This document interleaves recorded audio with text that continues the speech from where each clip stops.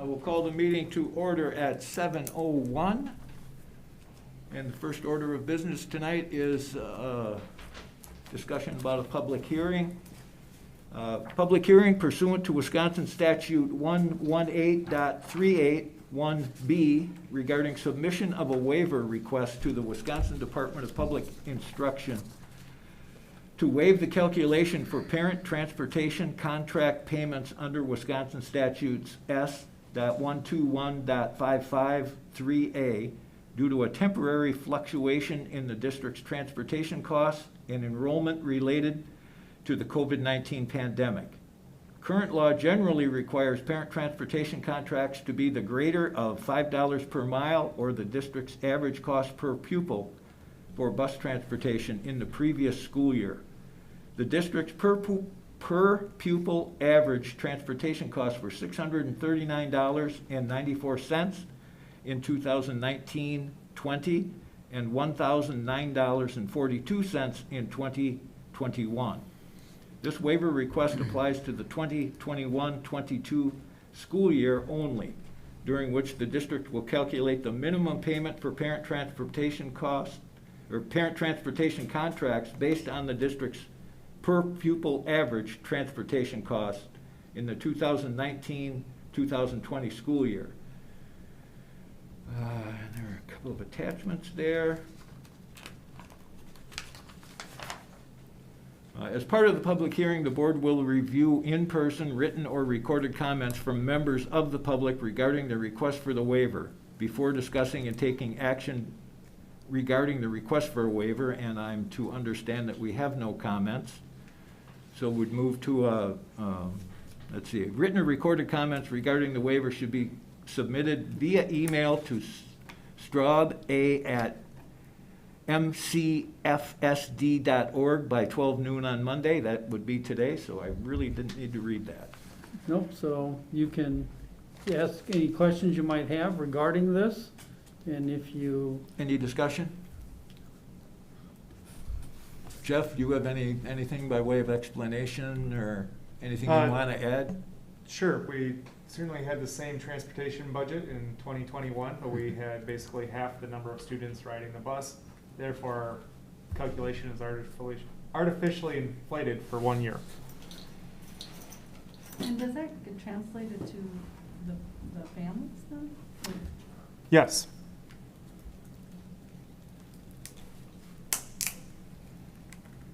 Okay, anything else?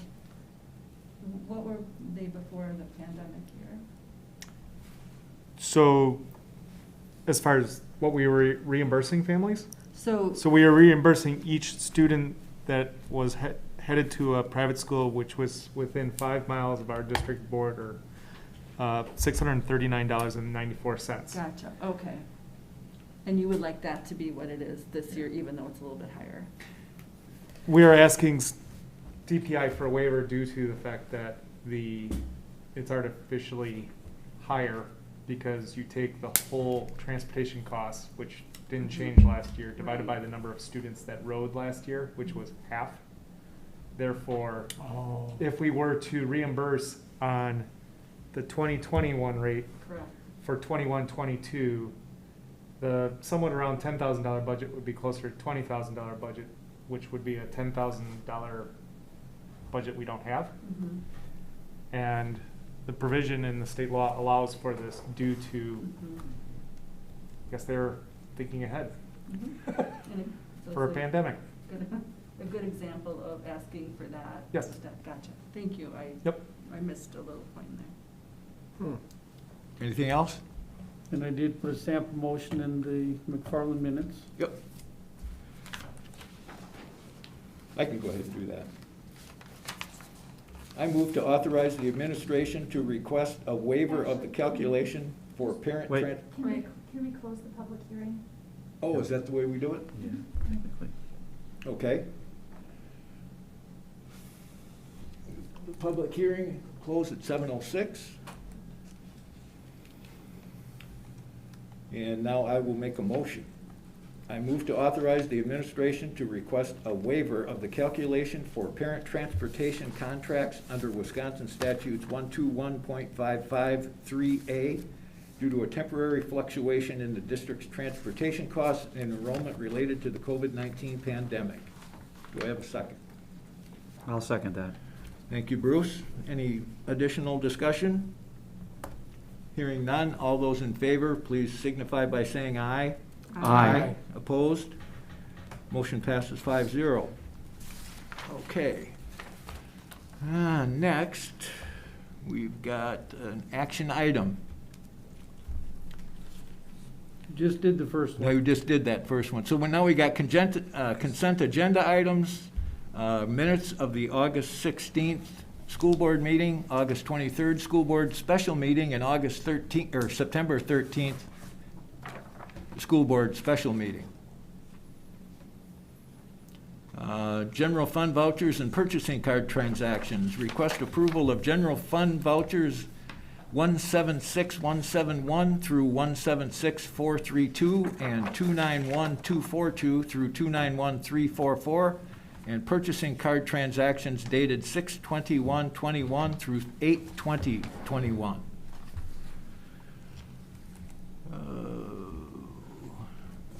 So then we've got, anybody care to make a motion? I so move. Approval. Got a second? I'll second.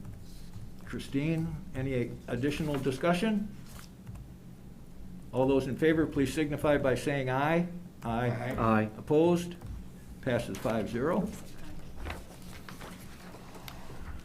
Okay, we have some professional staffing recommendations, no need for vote. We have co-curricular staffing recommendations and personnel items, no vote necessary. That would move us to public comments. We have a number of public comments today, this evening, to be read. And I think we'll start out with Dr. Anderson and move on from there. The floor is yours.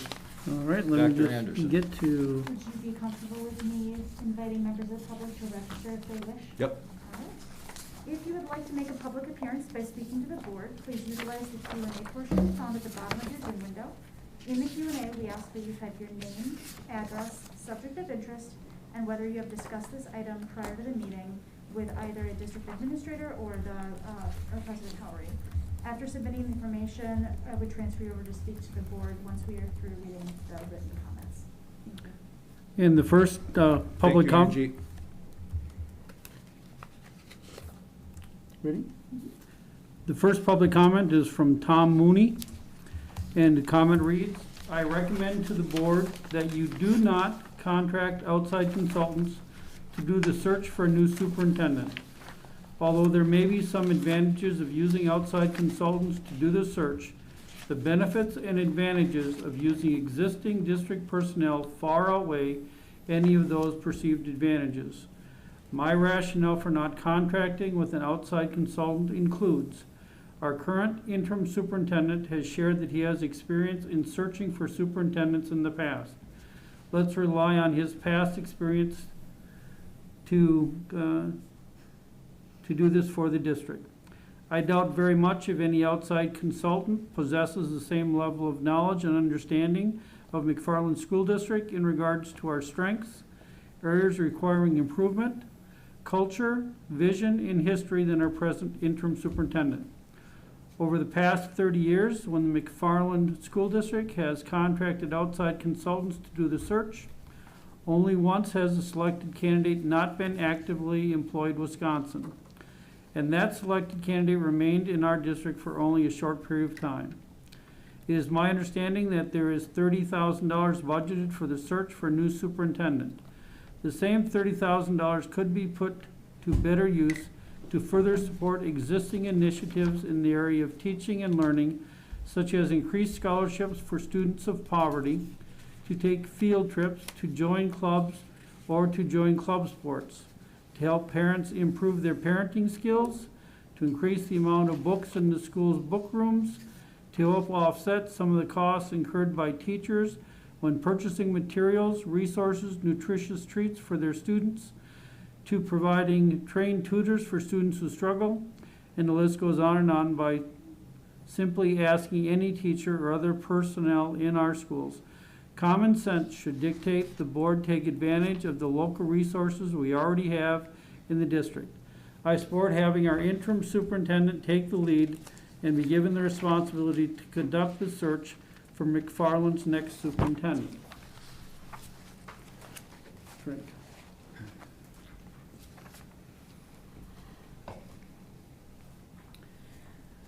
The next public comment is from Tom Mooney.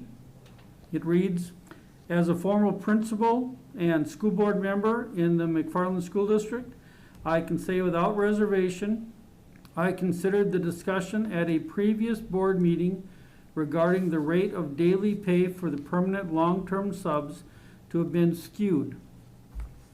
I clearly understand the rationale for the lower daily rate if the discussion and rationale had been about assembly line work, but this isn't the case. The impact and quality of service the permanent subs provide to students, colleagues, and families is remarkable. I think we can all agree the concept of securing permanent long-term subs is a valuable asset for all parties, particularly for students. In addition, each building principal has had the responsibility to select the most effective, the most knowledgeable about teaching and learning, and the best fit for each of their individual building needs. During your discussion, the only sound rationale I agree with regarding the daily rate of pay is that 1 year has passed when compared to last year. The role, responsibilities, and relationships for this year's permanent long-term subs are identical to last year. My rationale for maintaining the daily rate of pay for permanent long-term subs at $210 per day. 1, the district is requesting these subs to do the same thing they did last year, but at a significantly lower daily rate. 2, the district may have engaged in a double standard when it was stated the lower rate of pay was justified because the long-term permanent sub positions will be partially filled by retired educators with pensions. I look forward to hearing that same rationale when discussing the future costs of contracting an outside consultant for the search for a new superintendent, since some of the potential consultants mentioned that some of them are retired educators also. 3, there are also additional district funding sources available to the board to support maintaining the daily rate of pay comparable to last year. I urge the board to take a closer look at using funds generated by the district-sponsored virtual school, potential income generated by students under open enrollment, and potentially a reallocation of district funds, as you have heard me say in the past, where there is a will, there is a way. As a board, I hope you will do the right thing and maintain the daily rate of pay at $210 per district.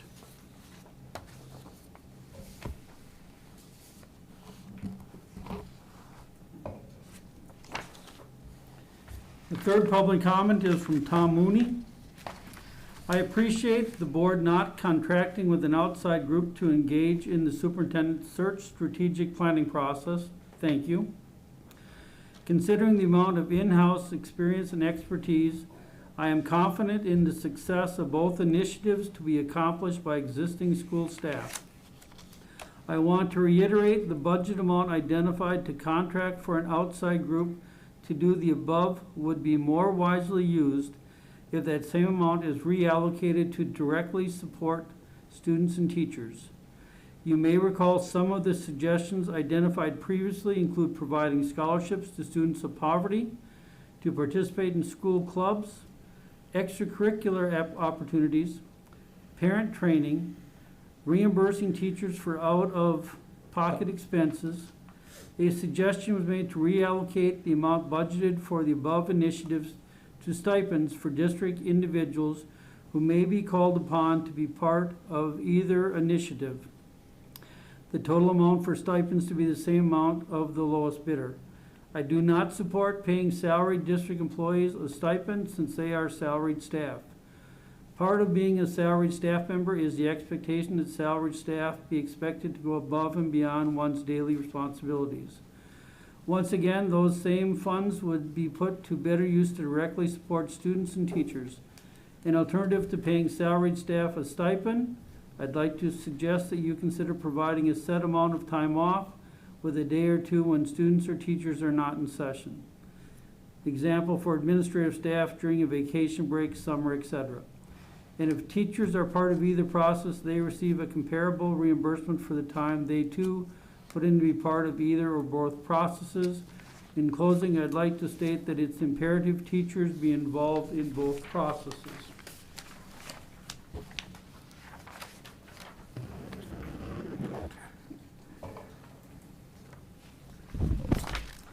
The fourth public comment is from Tom Mooney. After listening to the school board meeting of September 13th, 2021, I felt compelled to make a public comment regarding the discussion that took place regarding the strategic planning process. There appeared to be minimal historical perspective on the history of strategic planning in our school district. Unfortunately, much of the district's history of strategic planning that was shared on September 13th was not seriously acknowledged or adequately shared. Speaking from my professional experience and knowledge of the McFarland School District up through the 2013-14 school year, teachers and administrators were continually engaged in planning that was strategic in nature. Following guidance from district administration, the board developed 3 to 4 district goals to be accomplished in 3 to 5 years. From the board discussion that took place on September 13th, the public who watched or listened to that board meeting may have received the impression that there has been no or minimum formalized strategic direction for years, and that simply isn't the case. I take great pride in serving as a former educator in the McFarland School District and working alongside with so many dedicated and visionary teachers. Planning strategically and collaboratively with a range of stakeholders was a cornerstone of the district that enhanced and promoted exceptional education that resulted in strengthening the strong reputation of the district. I'd like to share a snippet of a historical perspective of the district up through the 2013-14 school year that serve as indicators of success built upon successful strategic planning, regardless of what it might be called. Prior to 2014-15 school year, there was clear direction in the district in regards to what the board identified as being important, required, and building upon the foundation for student success both pre and post graduation. Those who considered McFarland School District as having subscribed to a flavor of the day mentality and curriculum adoption, let me share the curriculum areas of math, literacy, science, and social studies were adopted, implemented, and assessed only after in-depth curricular exploration and research-based best practices. 2 district goals, building level goals, and individual student learning goals were developed by specific stakeholder groups following data analysis on perceptions of stakeholders, an array of student data including student achievement, student performance, and student behavior, to name a few. This was accomplished by the formation and implementation of district-wide K-12 curriculum councils, data retreats both during the school year and summer months, professional learning circles, school improvement teams, ongoing professional development, etc., etc. I want to make sure the board realizes I appreciate and concur with the direction the board continues to support, specifically your initiatives in the areas of mental health of students and diversity and equity. In closing, I urge the board to simply invite and draw upon the experience and knowledge of McFarland School District retirees to better understand the history of the McFarland School District and how the past has impacted what's being attempted today. The McFarland School Board has a treasured and invaluable resource in professionals who have retired from the McFarland School District. It's truly unfortunate that I feel McFarland School District retirees are not considered to be a viable resource to the district when the past may be a key to an even more successful future for all students. Thank you very much, Dr. Anderson. All right, Craig, I can take those other two. You bet. The first one from Molly Neff, 5224 Lodge Cliff. She writes, I personally feel that an education on inclusion is vitally important, but that this should be accessible to all, that remote learning should be an option for those with immunocompromised families or transportation difficulties. I also feel that during a global pandemic with rising case numbers, it is unwise to hold an in-person event even with 50% capacity while remote options clearly exist. And there is another one on public participation at board meetings. This is from Samantha Zeelinger. Hello, everyone. I'm writing today about the upcoming professional development schedule for this Friday. I know this was briefly touched at the last meeting. I appreciated the concern about needing a virtual option for the community members, but I didn't hear any conversation about if it's a good idea to gather the entire staff in one room. I have been told this should be somewhere around 400.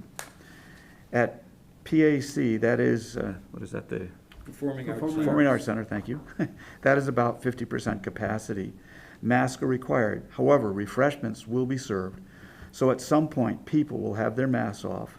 This does not seem like a wise decision. I understand this district is trying to remain as normal as possible. I also know that there was a staff meeting at the beginning of the year, but also didn't some teachers and staff skip that because they were concerned. Lunch and distancing between the students has been a primary source of concern. I share those concerns. However, those are fundamental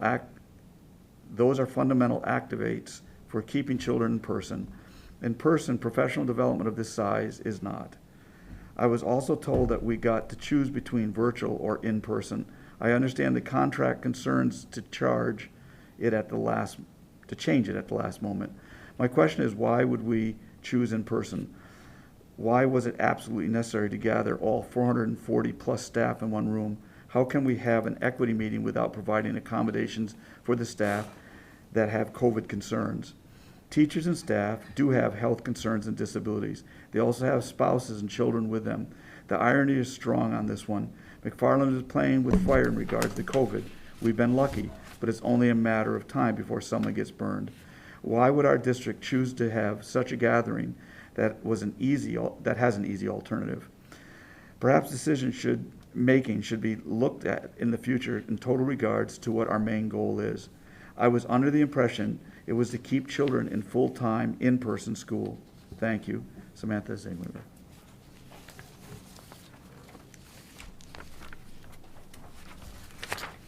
Okay, Arlen, I think you've got the next one. Yeah, I The got it. next two. Yep, Jenny Erlinger, 4628 Star Spangled Trail. I am a parent of a fifth and eighth grader, and am writing to share my concerns about learning about lunch protocols at WIS. I understand that limitations that the schools is facing, and I appreciate all the efforts that is being made to get kids back into some normalcy.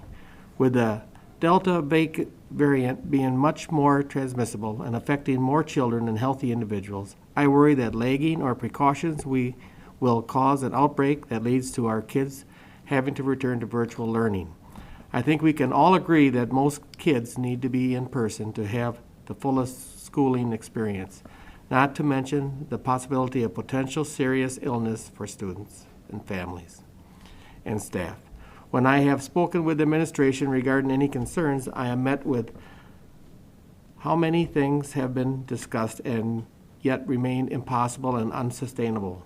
Isn't one of the pillars of learning that nothing is impossible?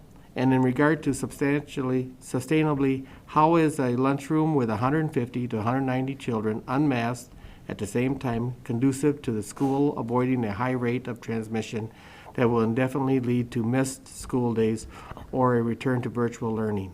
Hundreds of doctors have written letters across the country about the importance of masking. We are doing great with this, But those same letters often discuss the importance of keeping children adequately spaced out during unmasked meal times. For the last year and a half, we have avoided eating indoors with our unvaccinated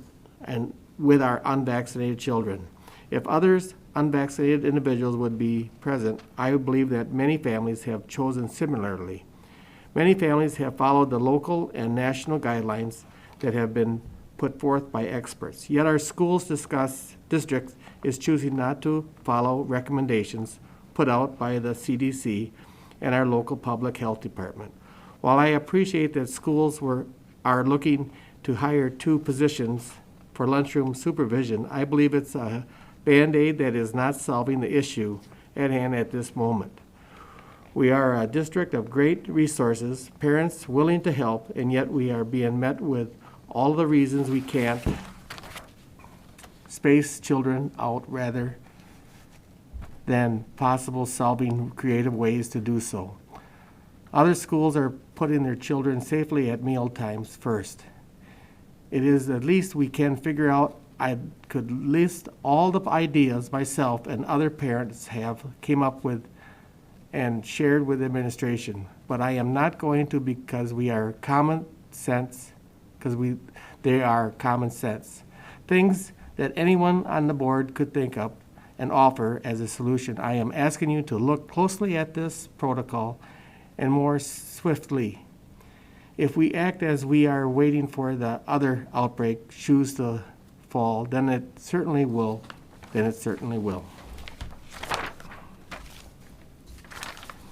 And the second comment from Jenny Erklinger. Most of my children returned to person learning in McFarland this year. As a family, we have done our best, as many have, to keep ourselves safe from COVID, not only for our health, but also because time off of work while being self-employed would cause financial strain on our home. That being said, I could see how important it was for our children to get back into the classroom. So I re-enrolled them in McFarland, assuming that appropriate steps would be taken to keep our kids safe as possible, at least until they were eligible for vaccine. Fortunately, my middle schooler was vaccinated prior to the beginning of the year, and yet it is the school who's spacing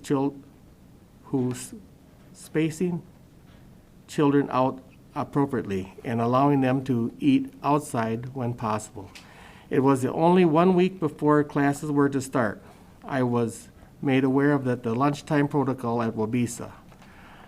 I have been in much contact with administration as well as other parents to try to work around what I see as unsafe lunchroom protocol at one of the most vulnerable schools in our community.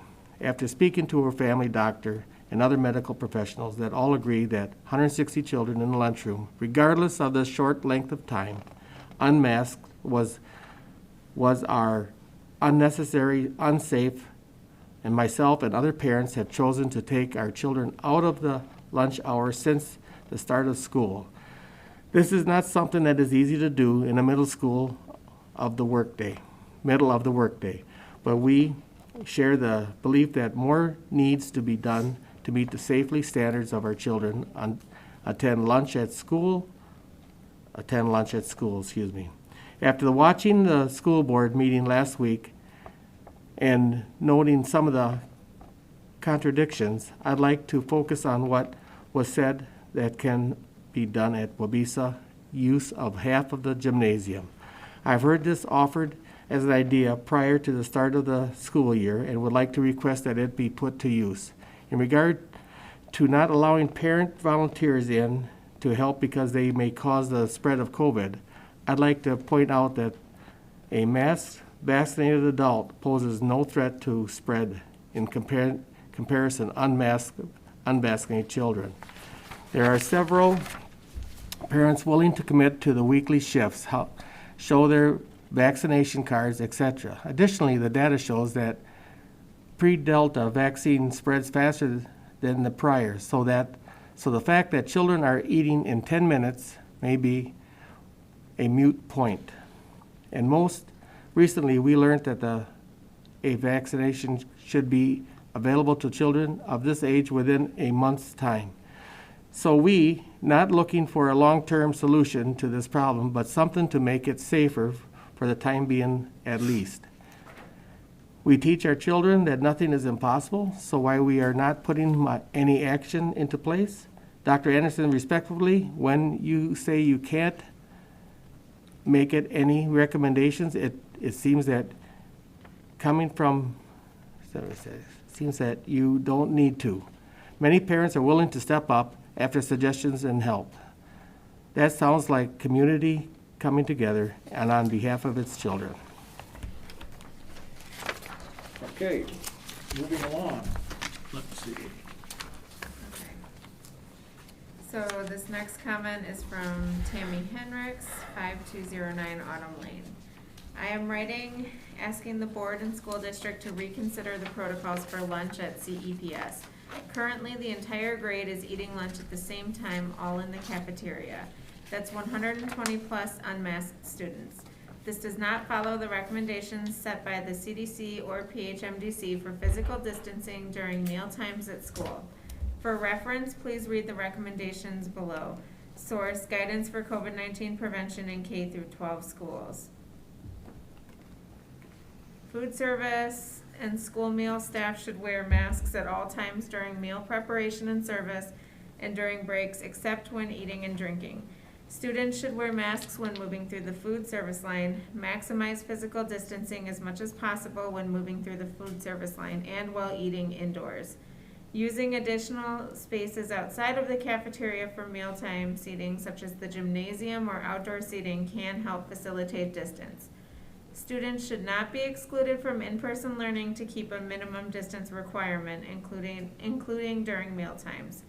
Given very low risk of transmission from surfaces and shared objects, there is no need to limit food service approaches to single-use items and packaged meals. Clean, frequently touched surfaces. Surfaces that come in contact with food should be washed, rinsed, and sanitized before and after meals. Promote hand washing before, after, and during shifts, before and after eating, after using the toilet, and after handling garbage, dirty dishes, and removing gloves. Improve ventilation in food preparation service and seating areas. U.S. Department of Agriculture has issued several child nutrition COVID-19 waivers. Physical distancing, CDC continues to recommend that people who are not fully vaccinated maintain physical distance of at least 3 feet from other people at school. However, a school or district should not exclude students from in-person learning to keep a minimum distance requirement. Several studies from the 2020-2021 school year show low COVID-19 transmission levels among students in schools that have had less than 6 feet of physical distance when the school implemented universal masking and other layered prevention strategies. With consistent and correct mask use of an unvaccinated person, less attention may be paid to distancing, and most school activities can resume without distancing constraints when masks are in place. Distancing remains important where masks are not worn, including when eating. The next comment is from Angela Lay, 4505 Bellingrath Street. I would like steps to be taken so our kids have the recommended 3 to 6 foot spacing between kids while unmasked and eating. It makes no sense that our kids are masked all day everywhere in the school for them to be in one space without a mask while sitting so close. Lunchtime is when my kids are the most chatty with one another, not to mention their eating. I'm sure there are plenty of parents, myself included, that would take a lunch shift to help cover supervision of additional eating spaces. Thank you. The next one is from Laura Nagler, 6 Bellingrath Court. I'm very concerned about the lunchtime protocols at CEPS and WIS for unvaccinated kiddos. We just returned from a year at WEVA, and once masks were approved, this was my next concern. Sitting close together, unmasked while eating, is a recipe for disaster. Hoping we can keep our kids safe and masked this year. Thank you. Okay, and our last one, I believe, Yes, I'll read it. Bruce is gonna take care of it. Connie and Brady Showalter, address 5017 Card Avenue. Dear Superintendent Anderson and the school board members, first, thank you for everything you are doing to try to keep students in person during this difficult time. Last year, virtual was not ideal for our family, so we appreciate the time and energy going into getting the students back into the school buildings. We are writing to share our concerns regarding the Wabisa Intermediate lunch protocol. We feel it is important to look at the most recent CDC recommendations, as well as keep our finger on the pulse of Dane County and McFarland. As it stands now, WIS lunch is by grade. The entire grade is in the lunchroom at one time without spacing or masks. This student population is also not able to be vaccinated yet. No vaccinations, no spacing, no mask is highly concerning given how the Delta variant spreads. The following are prevention strategies from the CDC. 1. In addition to universal indoor masking, CDC recommends school maintain at least 3 feet of physical distance between students within classrooms to reduce transmission risk. When it is not possible to maintain a physical distance of at least 3 feet, such as when schools cannot fully reopen while maintaining these distances, it is especially important to layer multiple other prevention strategies such as screening and testing. Many schools serve children under the age of 12 who are not eligible for vaccination at this time. Therefore, this guidance emphasizes implementing layered prevention strategies. Examples: using multiple prevention strategies together consistently to protect students, teachers, staff, visitors, and other members of their households and support in-person learning. 3. Maximize physical distance as much as possible when moving through the food service line and while eating, especially indoors. Using additional spaces outside of the cafeteria for mealtime seating, such as at the gymnasium or outdoor seating, can help facilitate distancing. 4. Cohorting or keeping people together in a small group and having each group stay together throughout an entire day. Cohorting can be used to limit the number of students, teachers, and staff who come in contact with each other, especially when it is challenging to maintain physical distancing, such as among young children, and particularly in areas of moderate to high transmission levels. 5. Screening testing identifies infected people, including those with or without symptoms or before development of symptoms, who may be contagious, so that measures can be taken to prevent further transmission.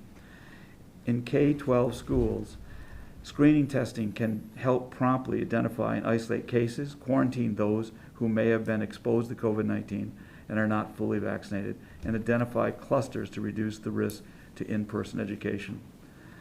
Quarantine and isolation, and she has a website here, or they have a website. The Wisconsin Department of Instruction has released COVID-19 cafeterias and food service guidance that recommends maintaining a 6-foot distance when masks cannot be worn, such as eating. And it tells, see pages 2, 3, and 5, and 6 for the recommendations from this website. And then there's another website. She says, we have following ideas in order to increase the spacing between our population of unmasked and unvaccinated students. 1, use the large open green space around WIS. This could include picnic tables borrowed or rented from the McFarland Parks Department and a tent. The cost of the tent rental could be paid for by the PTO, the school district, or fundraising. 2, use other rooms near the lunchroom, including but not limited to the gym, the multipurpose room, and the hallways. Split the lunch period by sending half the children to the lunchroom, the other half outside. The administration stated that kids eat for an average of 8 minutes, which should provide adequate time to eat and have recess in 2 groups. 4, allow parents to volunteer until the lunch supervisor positions are filled over the lunch hour as a means to further space children either indoors or out. These parents would have background checks, be fully vaccinated, and be able to provide proof of vaccination and wear masks. Since the beginning of school, a couple of parents and I have been able to come to school each day to pull our children out and have them eat lunch on the grass near the parking lot or in our cars. This plan is not really sustainable given winter is coming and is difficult in inclement weather. I think we'd all like to work together with other parents who have free time over lunch and the school to come up with a volunteer lunch supervisor plan that works for everyone. A survey could be sent out to parents asking for volunteers, vetting done by the school, a Google sign-up sheet sent to volunteers, and I bet we could be up and running within several days. Some of these tasks could be completed by parent volunteers. We're ready. We're here, ready and willing to help keep all students safe. Perhaps you've already researched what other schools in the area are doing. In case you have not, here is some information. The Madison Metropolitan School District COVID health and safety guidelines. Masks can be removed when eating and drinking, maintaining 6 feet of physical distance when possible. Oregon School District Back Together Plan. Note 9th slide. Distance is increasingly important in situations when masks are not worn, such as when eating.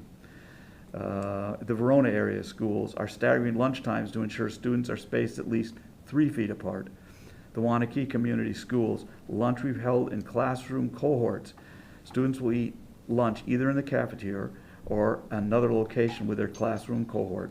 Students will sit 3 feet apart in their classroom cohort and all sit facing the same direction. There will be 6 feet between classroom cohorts.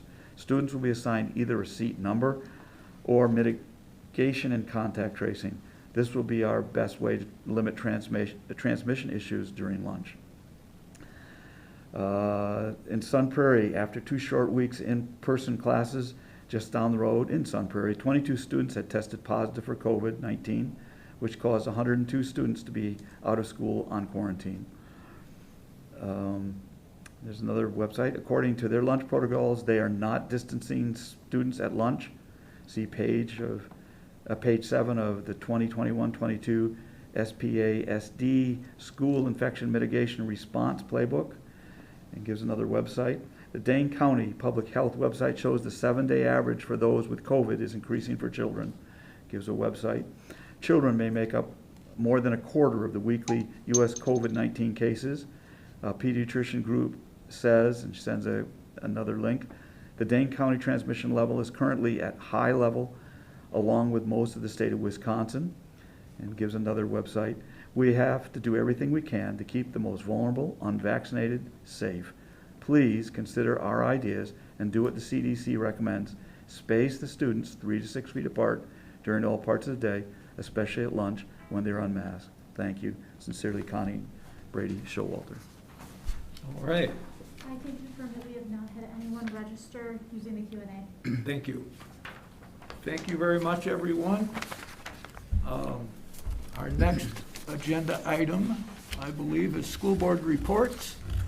And the first is a McFarland Youth Center report, and it will be Sean Miller and Kelsey Salm will provide the annual McFarland Youth Center report.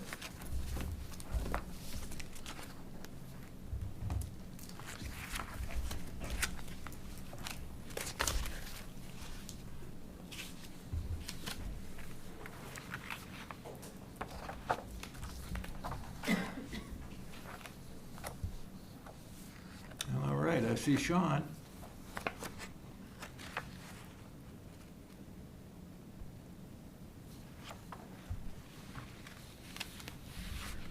Sean, would you be able to say a few words? Just to test our volume? I'm not able to hear.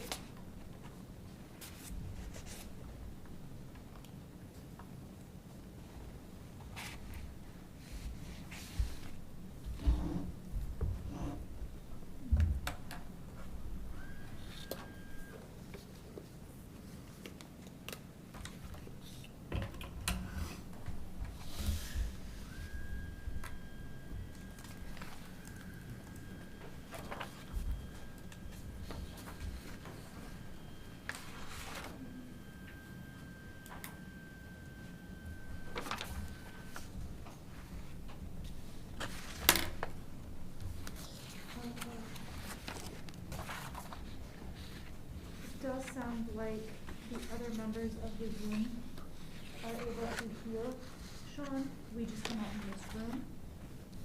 And our volume is up.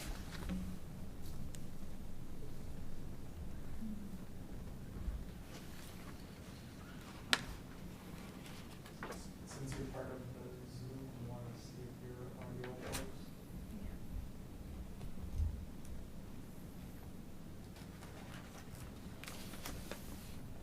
Sean, are you able to hear me when I speak through this way? Can you give me a thumbs up if you can hear me? Okay.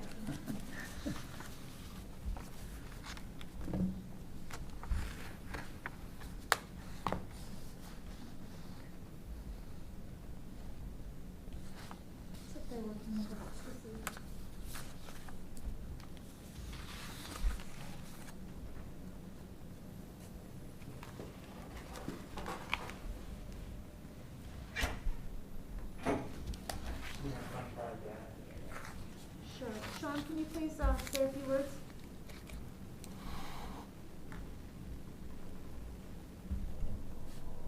Sean, are you able to hear me now? Yes, I can hear you. Ooh, All right, there we go. all right. Yes. Thank you, Beth. Okay, would you guys like me to start? Absolutely. Okay, do I share my screen on my end, or do you guys bring up the presentation on your end? Sean, if you can bring it up on your end, please. Okay, I'll share my screen. It says the host has disabled participant screen sharing, so somebody might have to make me host. A little risky, I know, but.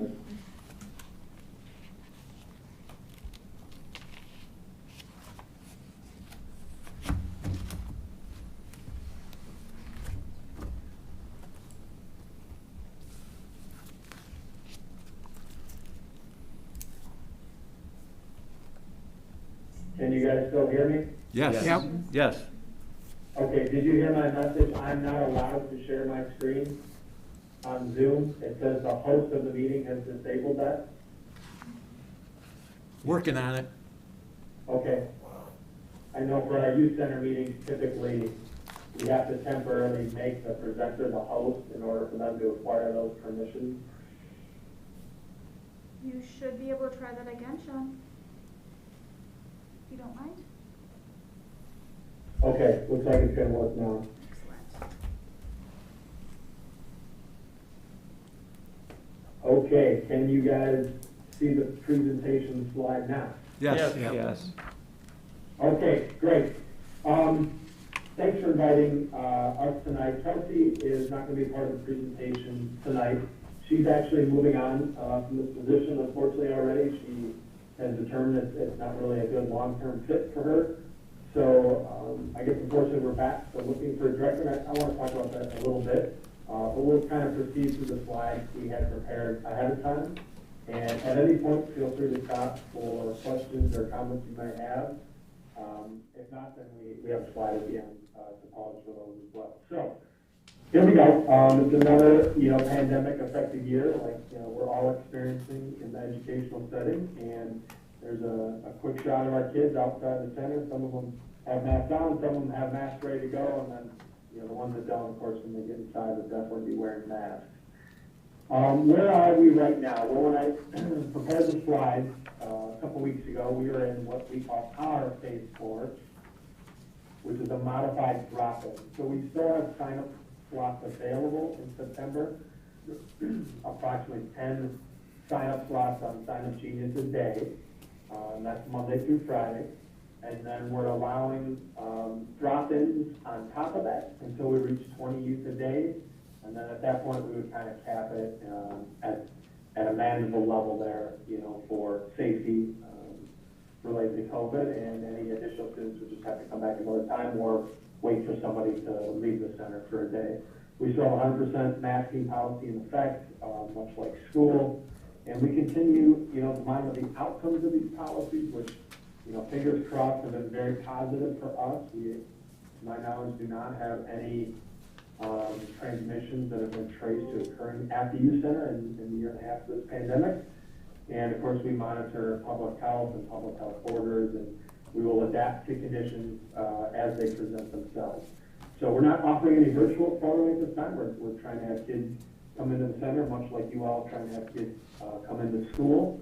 In October, we're trending, we got a week to go here, a week and a half, but we are trending towards even modifying this further and just going to strictly drop in with the cap. We would plan to get rid of the predetermined signups. The attendance, for better or worse, hasn't been overwhelming, so we just feel we can go into drop-in mode exclusively, give that ultimate flexibility to everybody, and then, keep our capacity cap, our daily cap at 20 in case we would start to reach higher numbers. We haven't yet, but who knows, as the school year really gets going and the weather probably takes a little bit, saltier turn as we get into fall and eventually winter, maybe more kids, will start coming back to the center. So that's kind of where we're headed for October.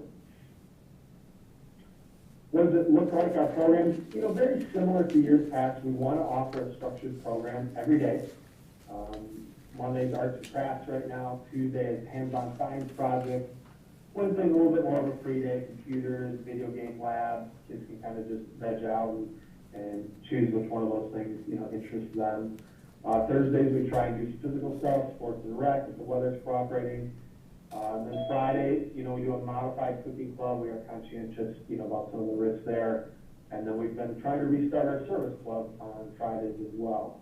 We don't have any special events scheduled at this time, you know, again, due to the pandemic. We're very cautious. We haven't done any movie nights or any, you know, asked to sponsor any dances at the middle school or anything like that, or any field trips outside of anything we can walk to, you know, no transportation kind of related field trips. So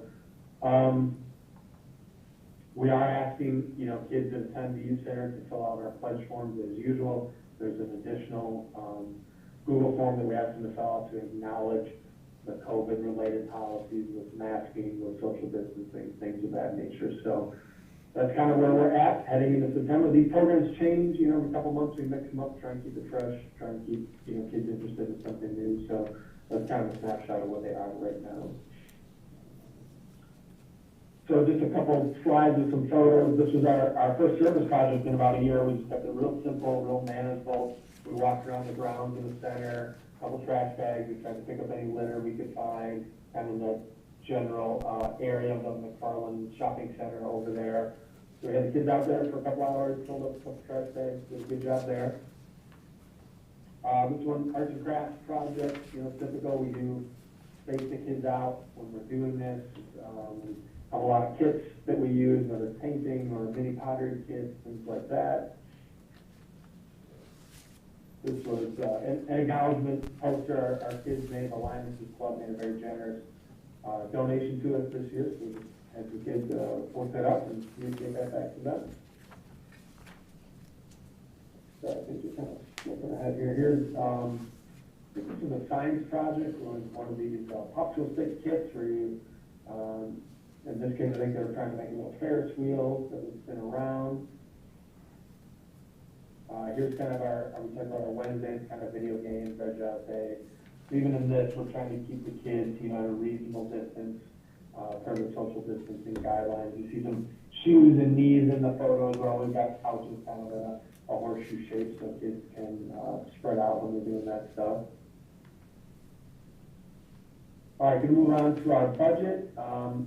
You know, a lot of this is really for reference. Feel free, you guys have these packets, you have this presentation to stick through at a detailed level if you want, but just, you know, our basic budget, like any entity, we have a set of revenues, you know, that we anticipate getting in 2021, and our fiscal year runs January through December, offset from the school district's fiscal year. So those are our projected revenues.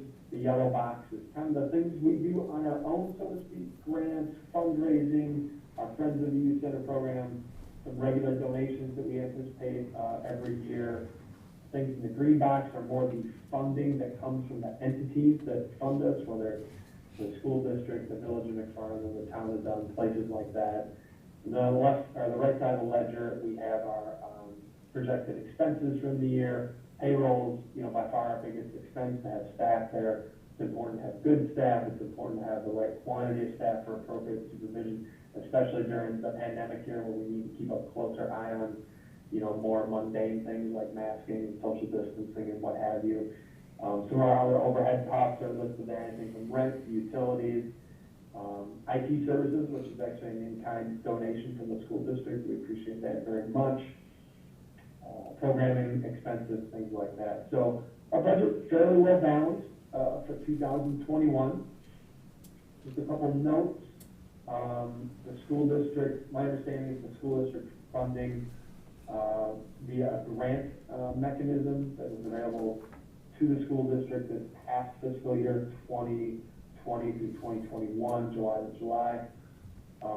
The youth center, at those at $15,000 level, the youth center also was able to receive a couple rounds of the PPP loans last year that were offered to, you know, all small businesses and even larger sized businesses through the different stimulus programs.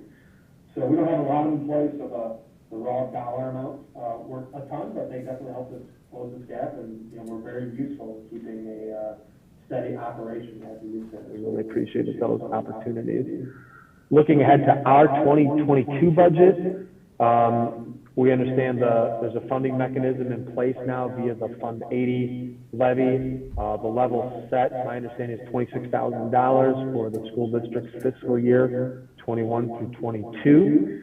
There are ongoing efforts between school district staff and village staff. We've hit this a couple of years in a row now, but it's understandably been delayed, interrupted, you know, with the pandemic priorities and also with some staff turnover, you know, at the school district level. So, but there are still ongoing conversations about, you know, long-term solutions, ideas, if you will, for youth center funding, for other areas, you know, crossing guards, police liaison officers, just how to, you know, understand the total picture and then what makes sense, you know, for which entity to support or joint, you know, expenses. So we're a part of that, and we understand those, you know, conversations are taking place, and, you know, we're here to support that whatever way possible.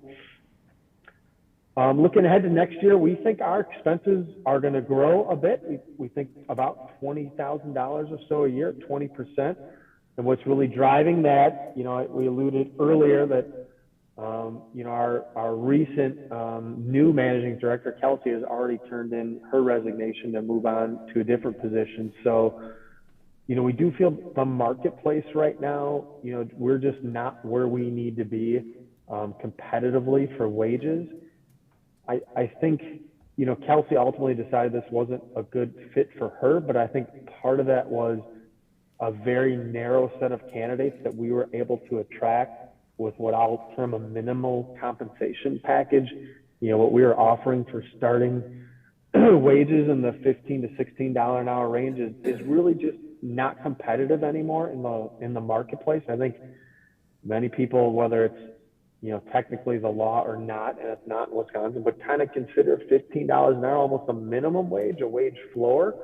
And so we feel we're going to need to go significantly beyond that to attract successful candidates into this position. We had a great 5-year run with Megan Beckler as the youth center director.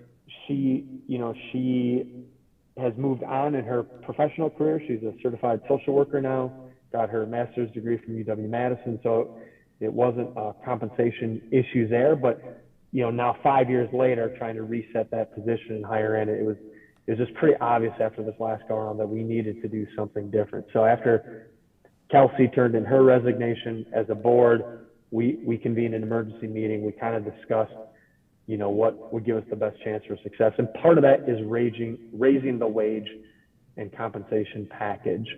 So that's going to drive some additional expenses for us. We're working through on how to balance that out within our budget. We have some ideas. It's kind of hot off the presses, so it's nothing, you know, firm that we're able to talk about right now. But that's why, you know, things like support from the school district, from the village are very important to us. Kind of help us with that baseline, and then, you know, we'll try and grow from there.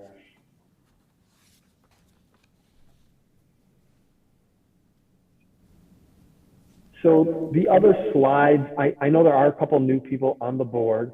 The other slides, I guess we call it the appendix. I know we're kind of pressed for time at tonight's meeting, so I'm not planning to really go through these. Overall, people who've been on the board many years have seen these, you know, year after year after year. So I just encourage folks to read through them and to contact us with any additional questions that they might have in that section. But I did want to be respectful of the time tonight. So at this point, I don't plan to present any more slides, but if people have additional questions or comments at this time, that'd be great, and I'm happy to do my best to answer them. Anybody got anything for Sean? Christine? Thanks, Sean. It's nice to see you again. Thank you. Appreciate the appendix and reminding myself of the different maturity levels and things like that. What are your minimum requirements for your director? So I wouldn't say we have anything written in stone, but I think one thing we want to see in the next round here is, you know, background, like more relevant background experience in some combination of academic, like a degree in education or early childhood education, or experience with youth, either in a school setting. Maybe, I realize we're not going to attract somebody who wants to be a professional teacher, but maybe someone at an EA assistant level, maybe someone who's got that type of experience, maybe somebody who's worked in educational settings with children, like YMCA or MSCR, after school programs, things like that. So I think it's a little malleable. We're looking for a combination of those types of qualifications and the skill sets that go with them. But we definitely, this time around, want to focus on those attributes, seeing a pretty strong candidate in those areas. Is that a helpful answer? Yeah, and it doesn't sound like the experience is far more important than like a particular degree or something like that. Agree. Totally agree. Yep. Thank you. Sean, have you had anything by way of pushback from parents regarding your COVID-19 protocols, that you're using over at the youth center, or does it appear as though most are pretty happy with what you're doing? Good question, Craig. I guess I would say nothing that's reached the board level. I guess I regularly communicate with the staff. I haven't heard anything from them either. I don't ask that on a regular basis now that we're a year and a half into it. But no, I have not received any pushback. I heard some of the public comments today, but I am not aware of anything like that, being fed back through our center. That's excellent. Thanks much. Thank you. Anybody got anything Sean, else? I was just going to ask, I'm Bruce Fisher, and I was just going to ask, how much has the participation dropped off from the pre-COVID?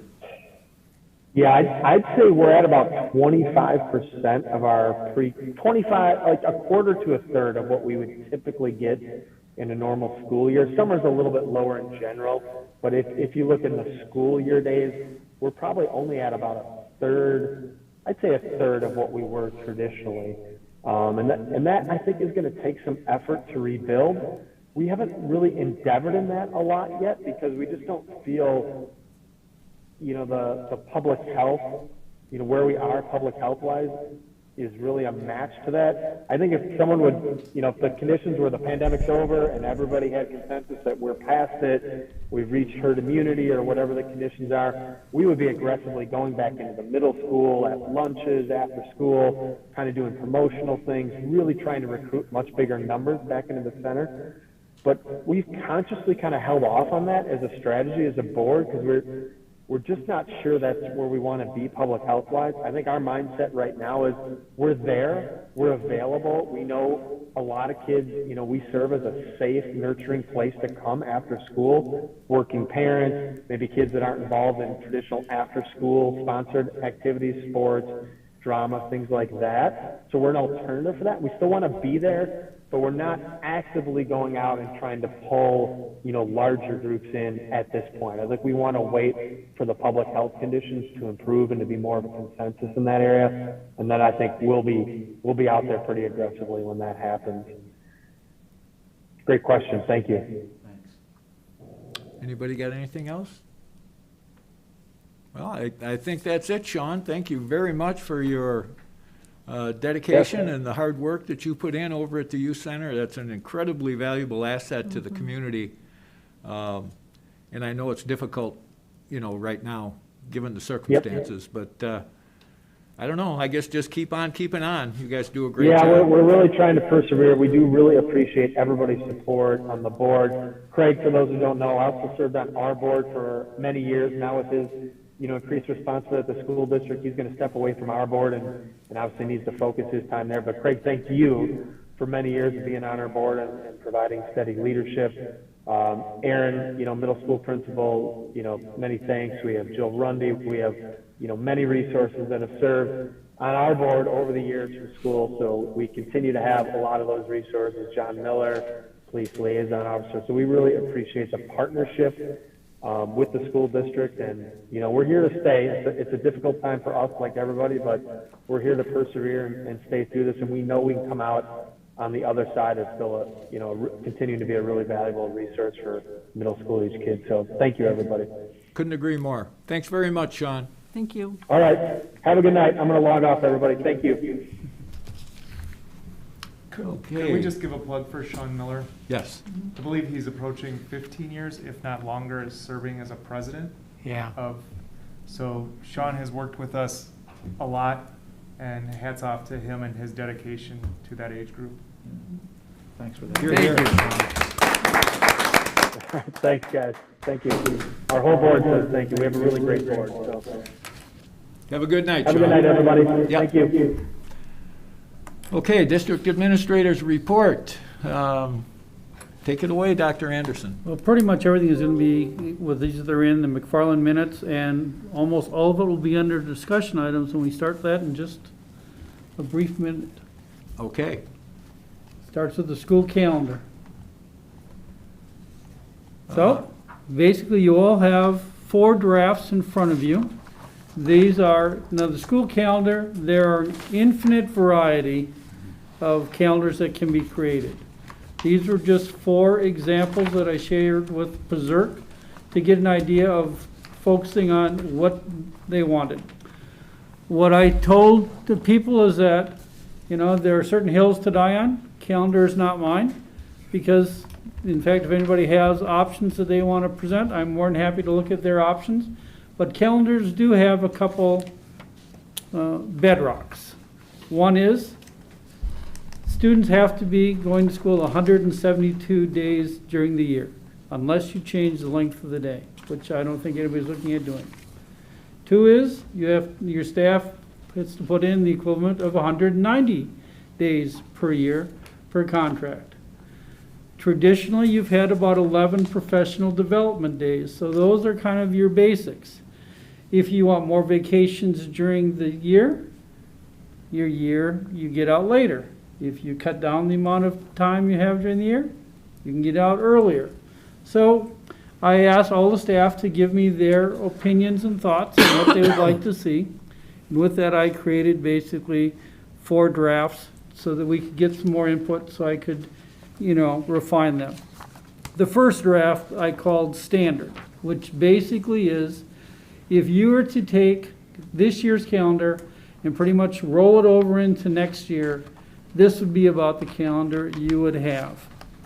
Now, as I told Berserk, so some of you will have heard this already before, is that when I asked staff what they wanted to see in a calendar, the most frequent response I got were vacation days. Vacations were the most important thing that when staff members said what to consider, it was vacation days. The most important vacation day that they do not have that they would like to have is the Wednesday before Thanksgiving. So basically I could create this calendar, put the Wednesday before Thanksgiving, and a lot of the staff would be happy. But this is just a standard, just as if you basically were to take our calendar and switch it, this is the type of calendar it would look like. Then I created a vacation calendar, because I had lots of different people give me lots of different vacation suggestions. So rather than trying to discuss them all, I thought I'd try to make a composite of what a vacation calendar might look like. Now, I didn't include all of them, because there was one individual who asked if I could put a week's vacation at the end of every quarter. And if I would have done that, you would have got out in, literally, you would have to add, you'd be out in sometime in July. So I didn't put that one in, but I did put in most of the rest. It was, like I said, there's a variety of vacation days people wanted. The most important for the majority was the Wednesday before Thanksgiving. But if you take a look, like some said, please could you have vacation not during the week of Easter? Could you have it at a different time? So I put it at a different time, put it at the end of March, which is, you know, pretty common. But then you have Good Friday. Well, a lot of people wanted Easter Monday to get back. So if you basically took most of these ideas, you would find out that basically your school year would end June 19th. Now, when people see this, they don't want to go to school till June 19th, all right? So it means you have to pare it down. But, you know, that is one thing that people wanted to see is, okay, rather than telling them what vacations do, showing them makes it a lot better. I'm not saying not to add vacation days. I'm just saying if you do, you extend your year. The next two calendars are the ones talking about the teacher collaboration. 'Cause that was one of the things that we talked about at the very beginning, how can we build in teacher collaboration time? Excuse And me. you, That, what he means by that is that early release that we were talking about earlier? yeah, That's what just they he's asked if looking I at. would call it teacher collaboration time rather than early release, so I'm trying to adopt that nomenclature. So if I took a look at creating one with half days, that's what those circles mean, so about twice a month, and what I was doing is trying to take our 11 professional development days and breaking them up so I didn't have to add additional days during the year. So this is kind of what it would look like. I will tell you right off the bat, this has a lot of problems that have to be overcome. One is, your schools do not start and end anywhere near the same amount of time. There's probably about an hour and a half difference almost between your starting and end times. So it means trying to create something that gives times when you can all get together is pretty difficult. One is, one of the reasons we do that is transportation, so you can double route.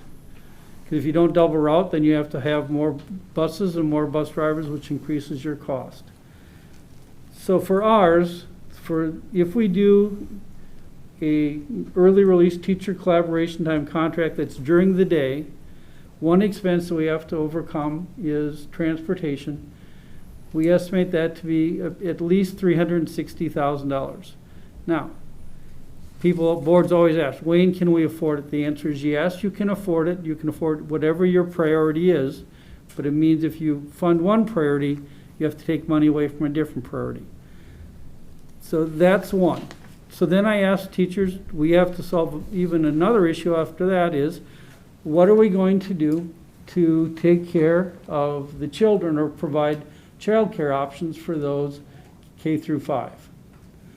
And there was a host of ideas that were given, but most of them dealt with hiring additional staff to watch the kids. Well, if I do that, that's an additional expense if I can find the people to do that. So nothing's impossible, and if this is truly what you want me to do, I can do it. It just, there's hurdles that have to be overcome. So then I tried to design teacher collaboration time that didn't have quite as many hurdles, and that's the fourth one.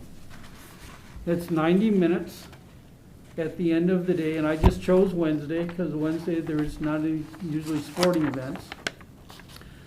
I took some of our professional development days, because one of the things, if you notice from the last one, is that there are no full professional development days built into the calendar after the opening 3 days, which means there is no time during the year to bring all the staff together to work on something, because their start and end times vary so that you could do building things, but doing something district-wide will be almost impossible, just because of the way their schedules are during the day.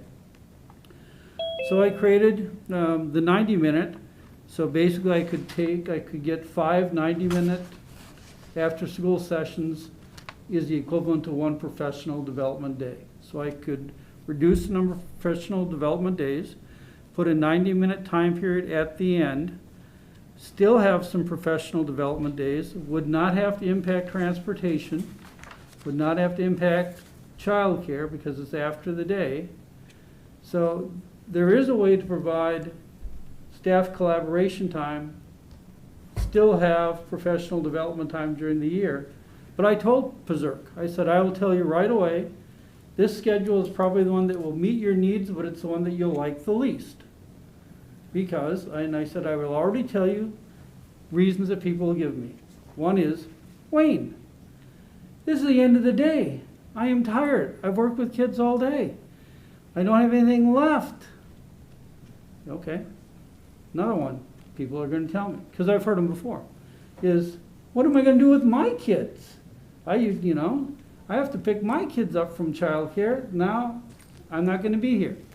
There is no solution that won't have issues that have to be overcome. But I asked, in fact, when I met with Pazurk and the teachers, I went through all of these, and basically said, if you can come up with another plan, that just as long as you have 172 student days and 190 staff days, I'll be glad to take a look at it. I said, take these drafts, go and talk to your colleagues, find out what there are and come back and, give me ideas so that I know how to focus it. I said, I'm gonna go to the board so that, they can have a chance to think of it and give me ideas. And then I will continue to refine and focus different options.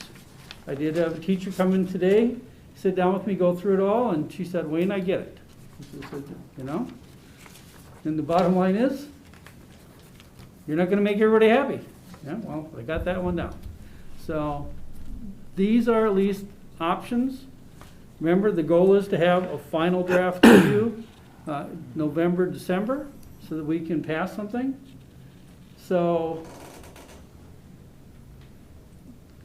basically, I'm looking for some direction from the staff and from the board. What is really important to you? But I will tell you, if you want to teach your collaboration time during the day, there are a multitude of hurdles and additional expenses that are going to have to be met. So just so I'm understanding this correctly, this last one is 90 minutes after the school day, correct? That's correct.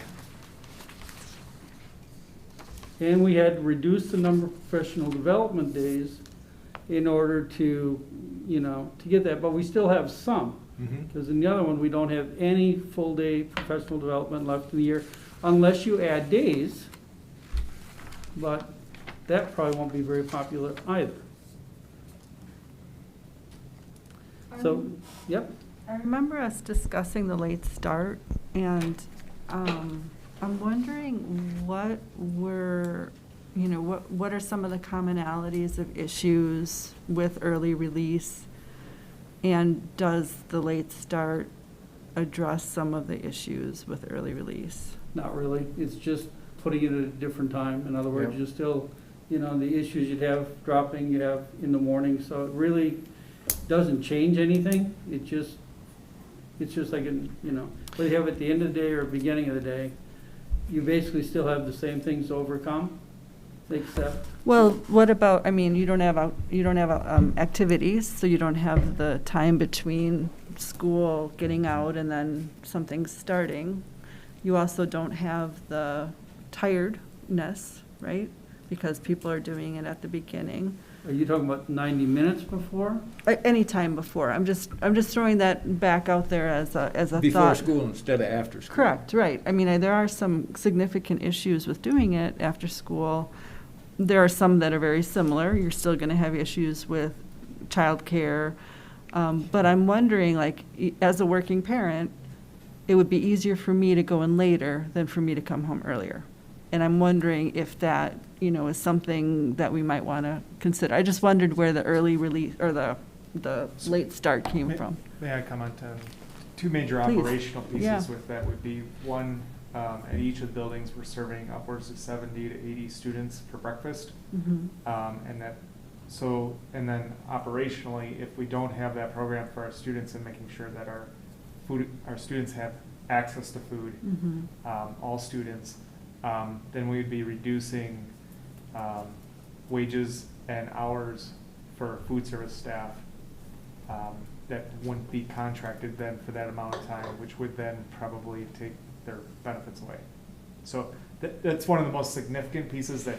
Yeah, but what if we considered keeping that as an option, so then the issue would be what happens in between So you'd probably school starting. you'd probably have double bus routing still, and then the daycare costs as well. So one of the advantages from an operational standpoint of having students come at the start of the day is maintaining also just their consistency, at least in the morning. Mhm.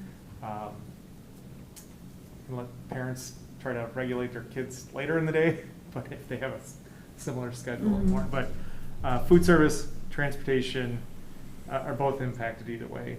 You're always going to run into an expense, but the reason most school districts, and including what I'd be recommending on a food service standpoint, is we know that if we can operate food service that would be the best. Right, so, no, I totally hear you, and I'm not suggesting that we wouldn't offer food service or even bus service for some kids. But what if it was almost like a choice or the ability to do it? So if we have families who absolutely need that to happen, that absolutely should happen, and if there's some families who have flexibility, then there would be flexibility where they wouldn't be coming. I'm just Yeah, either way, throwing you out. could do it morning or afternoon if you're gonna keep the breakfast program, but have staff be in the building, not teaching, but, collaborating. Available, sure. You're still probably gonna end up with the same situation that you would in the afternoon of transportation expenses and also someone having to watch the kids. Just, you're flip-flopping the daycare side of things. Right. So, Right, and I'm not saying that expense is going to go away. Okay. What I'm saying is it will address some of the issues that I'm hearing about doing it at the end of the day. So, And that isn't always a lock even to get the daycare, is it? what was the question, Anna? I'm sorry, Huh? I didn't hear you. Well, it gets to be a challenge even to find daycare. I mean, a lot of times these daycares are kind of maximized, aren't they? I couldn't tell you that. I'm not aware of what Well, I they're. think that if we do something that's during the day, Yeah, we have to figure out some type of option for parents so that if they cannot take off work, that We can care for their kids. The We're- district has to Okay. do it. There's 'Cause they'd not have a to. lot of extra no, daycare Available. slots available. I mean, I'm sure that they would work with us as much as they could, but I know But it how ain't. hard it is yeah. for finding True. childcare in this area right now. So basically what I need from the board is for you to take a look at these options. Like I said, they're flexible. I mean, like when we have in-service days and all that, they're just placeholders. They can be anytime. I mean, if there's a day that we have the teacher collaboration, it can be anytime. I selected Wednesdays because there's less athletic events that we have practices, but we don't normally have games. What about other things like drama have you considered other extracurriculars besides athletics? Well, they have practices, but there are really, of any day of the week, Wednesday has the least amount of actual Stuff going on? Contest. events. Performance, yeah. Yeah. And I think they kind of fashioned that they left Wednesdays alone, Yeah. not only for athletics, but kind of for everything else as well. Because back in the day, Yeah, that was church day. that's right. I know there still is. Yeah. some. Yeah, so that's the rationale behind. Exactly. And as you talk with staff members and as people talk with you, as parents, as community members, if there are ideas and all that, send them to me and I will create, basically now, I put it out there, I wait to find out what feedback, I'll create revised versions and we'll put them out until eventually we get a revised version that the majority of people would say, I think this is as good as we can get. Fair enough. I forget, Dr. Anderson, I know there's been outreach, there's been surveying or getting staff feedback. Has there been any parent feedback about this at all? Not yet, because the big parent feedback will be if we want it during the day. And if we do want it during the day, if that's something that you feel strongly about, then we're gonna have to poll the parents and find out, because I've had it during the day. Mhm. We let it go because the parent outcry was pretty substantial and it created more difficulties for them. And we ended up leaving it after 2 years. So this is after you created it? I'm suggesting we ask, now, what would you be able to, or what would you need for it to work? And then how, I don't know, I'm just kind of taking the pulse of what people would need. Yeah, I'm just Yeah, we curious can- about that. I mean, I'll be happy between now and the next revision to try to find something to get parent input on that. There is a part of me that doesn't want to create controversy unless it's necessary to create it. So, and this will create controversy. I mean, it simply will, because it is going to create an inconvenience for certain families. So my thought is, if you really believe that this is something that is extremely important, then we need to get the public's before you make a final decision. If it's something you say, there are too many difficulties with this type of structure, let's look at other ways to do it, then you don't have to create controversy where it doesn't exist. Yeah, I hear you. I just don't know if I even know what people would say. I feel like we're making a lot of assumptions, and it's not a data-driven type of a decision for me right now. It's like a feeling or a gut. And I can hear the specifics, I can hear the numbers, how much it would cost, but it feels like we're making a decision with not really knowing. That's just my gut feeling right now. And Fort says we're having discussions, so you don't have to make a decision for a couple months. So we have plenty of time to discuss and go through it. But I will find some way to, to say if we go this route, to get some type of feedback.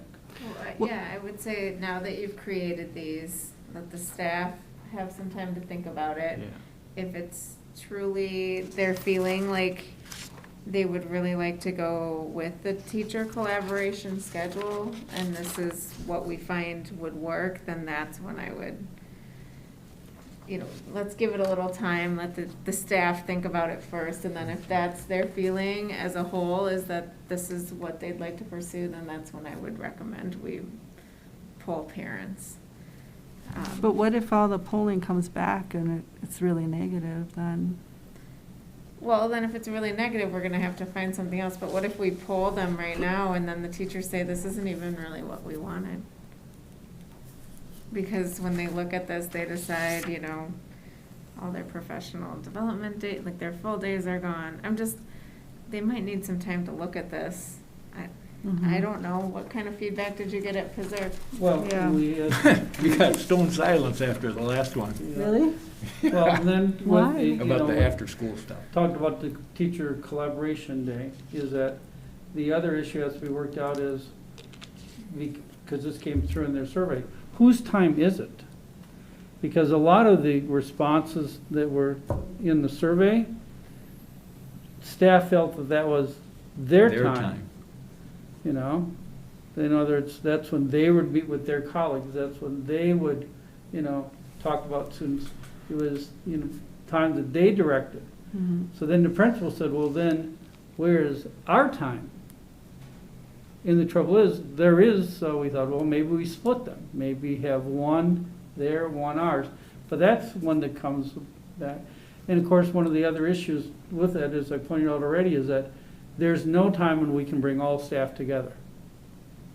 That's, there's no time. And we do have several initiatives that we are working on. So the buildings can get together, but as far as for district to get together, there It's really tough. is no time to do Unless you have that. a full day off.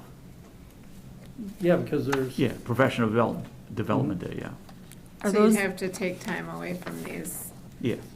Yeah. well, are those what the highlighted ones are on the 4th calendar? Those are full days, right? Yes. So they have about one full day almost every month, or every other month or so? Every other month. Okay. So anyway, Okay. I'll get more input.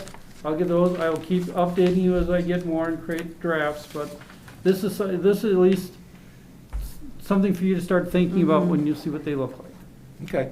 So can you just remind us again what the charge was to Pizerk then about this? To bring it to the other teachers, to show them they each had copies, get their input, come back with suggestions. Got it. And I Okay. also offered them that if they wanted to take and draft a calendar, Yep. they could draft one and bring it to me. I'm not proud. If you can come up with a good one, I'm more willing to take somebody else's work and do it, because it just, but, you know, the thing is, remember the structure, you need 172 students, you know, 190 staff. Yep. Okay, moving on, equity director position. All right, this is, you have a copy, this is a very rough draft.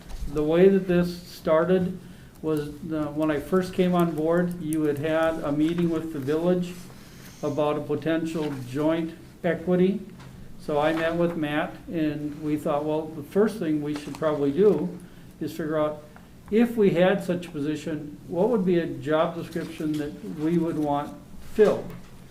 So I worked with Ann Nichols, who's given responsibility of, you know, not being in charge of all equity, but, you know, at least being one of the head individuals, to work on first getting from other districts who have a position similar to saying, can you send us what yours are? Taking a look at those, taking a look at things we're involved in, and putting some together. Now remember, this is very rough, because one of the things that this is missing is the person would also be a consultant with natural circles of support, which we didn't have in this one, but that would be a natural tie-in. So this is the first draft for discussion. In talking with Matt, he doesn't think the village will put it into the budget for the village this year. They may have some more discussions. He said if they really want to fund something, he can find funds in some other areas.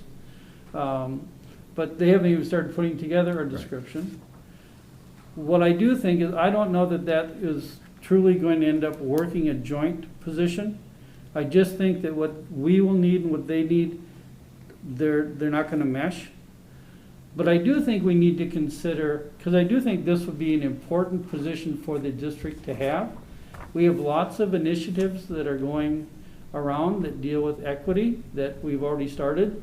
And I think you're going to need someone that can coordinate, you know, all those, so that all those initiatives are pulling in the same direction. So this is a very first draft. What, you know, we will polish it and change it and modify it. But one of the things I'd like you to think about is, as we construct the next budget, whether or not we should look at putting a position like this in that budget. And then, you know, as we do, we'd want to finite, you know, and you may have other ideas. Well, Wayne, did you think about X, Y, or Z? Again, it's a draft. What I've learned a long time ago is if you start with a blank document, people shut down. So if you create words on a page, at least you have something to say, I like this, I don't like that. So that's where we are now at the very beginning. But where I would like to see it end is building a position in the budget that would be in charge of this and may have other responsibilities. But I really do think you need someone to deal with the various equity initiatives going forward. That is, I think, when I think we do the strategic planning, I think that'll be one of your pillar goals. Absolutely. Okay, we will move on. An update on the professional development plan on culturally and linguistically responsive teaching and learning with Dr. Holly. Holly, yep.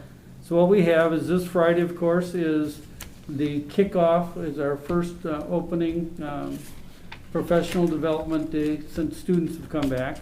So we have a full day. Dr. Shiraki Holly will be presenting to everyone in the morning, and then he'll be working with smaller groups in the afternoon on classroom management strategies, because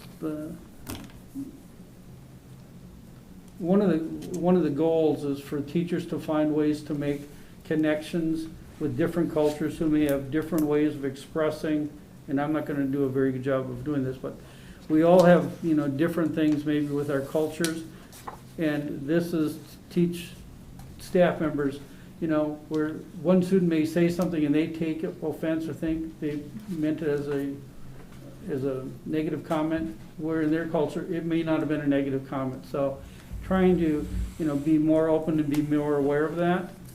So, but classroom management, he said, just like any other time your instruction is that you need to make sure that you still know how to control what's going on in your classroom, because that's when the learning will take place. So he's going to, in the morning, try to give everybody basically an overview of what this is all about. In the afternoon, work with smaller groups on classroom management. We then also have additional book studies and binder studies. And then towards the end of the year, we'll start our coaching, where they come in and they basically observe teachers and look at what they're doing, and then sit down and basically tell them on, as far as the culture and linguistically responsiveness, how they're doing in their class and what they might want to change. So this is probably at least a 2-year program. Mm-hmm. But these are some things we're doing this year. We think that it goes well with the district, the equity initiatives, and, you know, basically racial justice that you had talked about earlier. So this is the start of what we think can help tie some of those together. I agree. Discussion on future vaccination clinics. I'll let Kate start. So I had asked that this be added to the agenda tonight, just because I was a little bit surprised by our vaccination numbers that have been provided on the dashboard. I realize they might not be fully up to date, but it looks like we've got some work we could do to help get some more kids who are currently eligible for vaccinations vaccinated. And I think moving forward, especially with the news that's just come out that Pfizer will be submitting to get, you know, ages 5 through 11 approved for vaccinations, we should start planning now for a potential vaccination clinic. There is a lot of staffing issues right now in the healthcare field. I can speak just from my own experiences, and it's difficult right now to run some of these clinics in the healthcare settings and see patients and do everything else. So I think if we have an opportunity to offer a vaccination clinic here in a school setting where parents may be able to sign consent forms and we can just do it during the school day, that would be a huge help for everyone. If it's not during the school day, even after school or on the weekend, just having parents know that they can bring their child to get a vaccine and themselves if they need to be vaccinated too. But I'd just like to start thinking about it now instead of being reactive for when this actually gets approved. And I know that the school has had a vaccination clinic, I think at the end of last year. Mm-hmm. And I would agree, the latest that I read, it may be available prior to Halloween. Mm-hmm. I think that once that becomes firmer, so we know that it will be, you know, it's going to be available, I think we will plan one for in the building for age 5 to 11. I don't know that holding one for ages 12 and up would be worthwhile.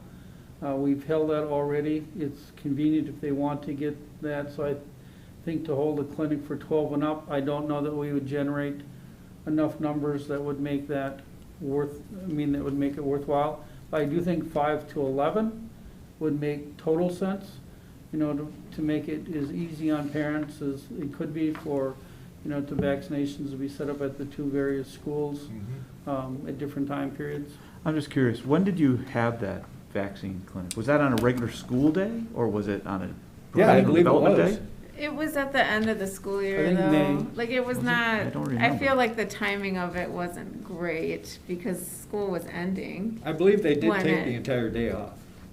That's what Didn't they dedicate that day to the No, clinic? that was for staff. That was for staff. Oh, Kids didn't get I see. approved to be given this for under 16 until the end of the school year. So there was, you guys had sent out a mailing where parents could go somewhere and get a vaccine. It wasn't at our school though.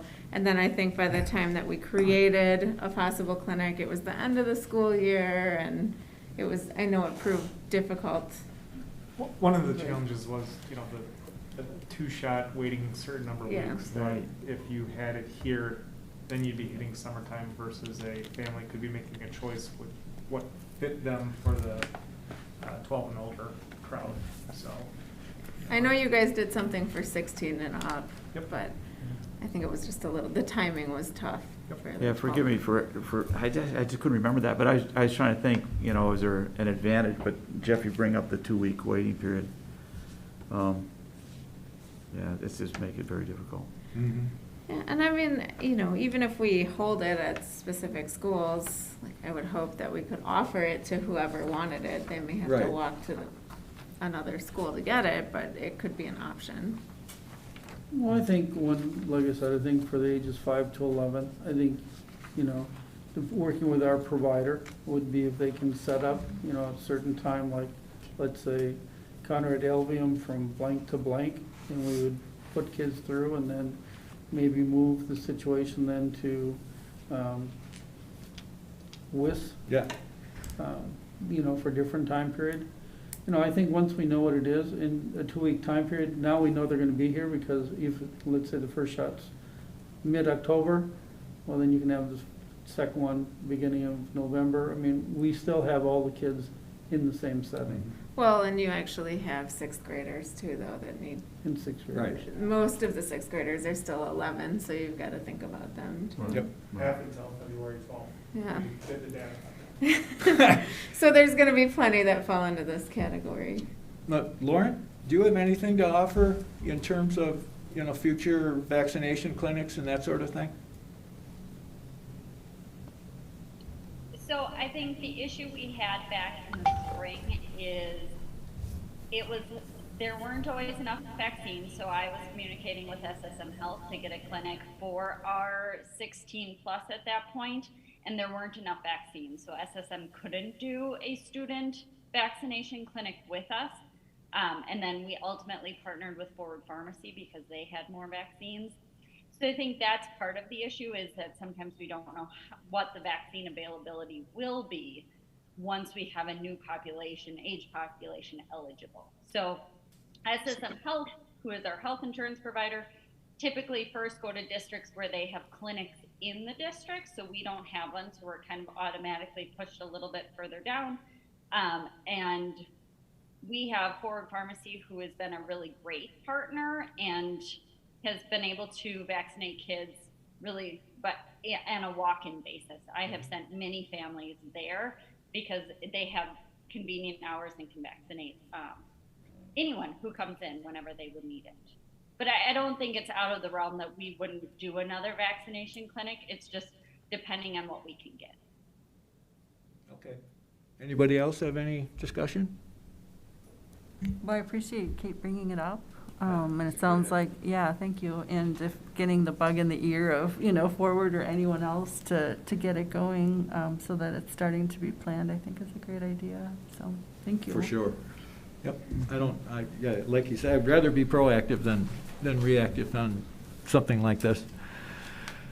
Okay, strategic planning process update. Well, I'm actually gonna put both the strategic planning and superintendent update together. Okay. One, because I think they'll end up working together, at least in the beginning, is one of the things, since the board made the decision we'll keep it in-house, is that lots of this, like I said, is getting information back.